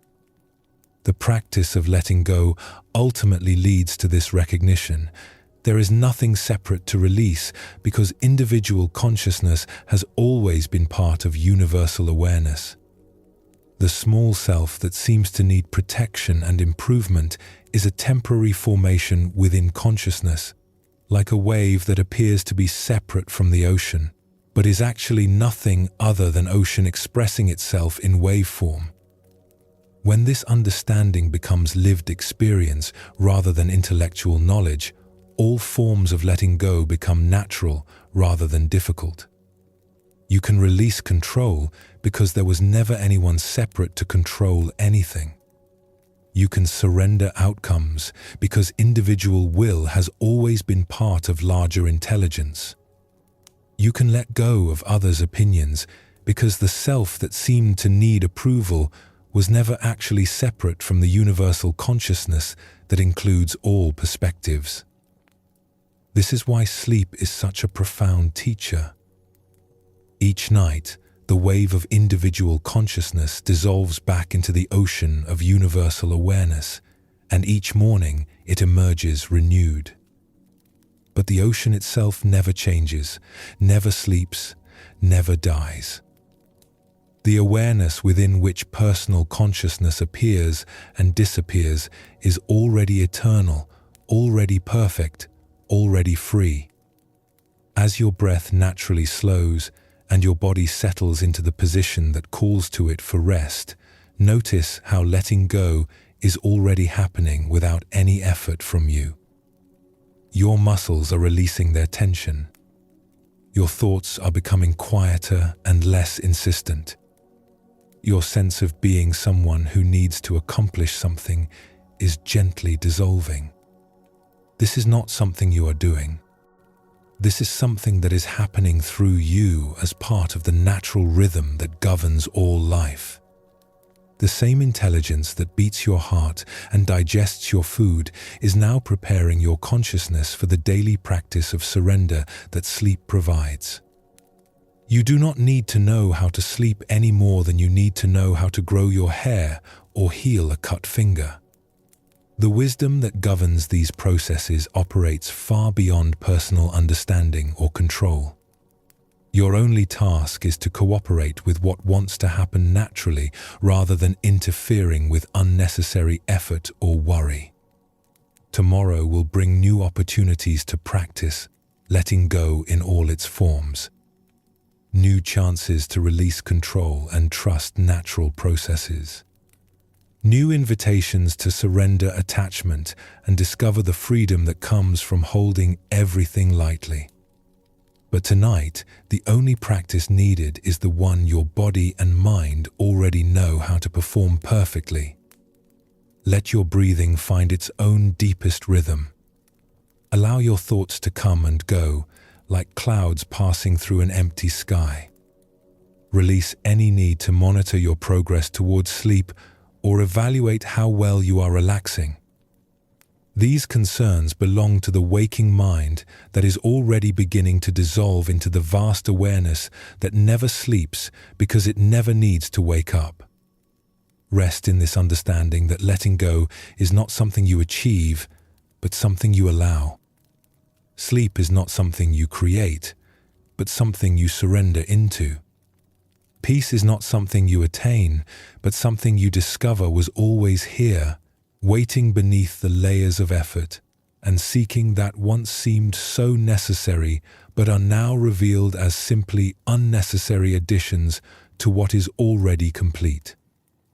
The ultimate letting go is the recognition that there was never anything to hold on to in the first place. Individual consciousness has always been universal consciousness expressing itself temporarily in personal form. The fears, desires, struggles, and achievements that once seemed so important are simply weather patterns moving through the sky of awareness that remains forever unchanged, forever vast, forever peacefully present. Tonight, let yourself dissolve into this vast presence that is your true nature. Let the small self that carried the day's concerns melt like ice returning to water. Trust the great rhythm of appearing and disappearing, effort and rest, individual expression and universal peace that has been carrying you through every moment of your life without ever needing your permission or assistance. Sleep well, knowing that the awareness within which sleep appears is the same awareness within which all of life unfolds. Dream peacefully, trusting that even in dreams you remain held by the unchanging presence that is both your deepest identity and the source of all that arises and passes away. And when you wake tomorrow, refreshed and renewed, you will carry with you the deep knowing that letting go is not loss, but homecoming. Sleep well, and thank you for joining us here at Sleepy Monk.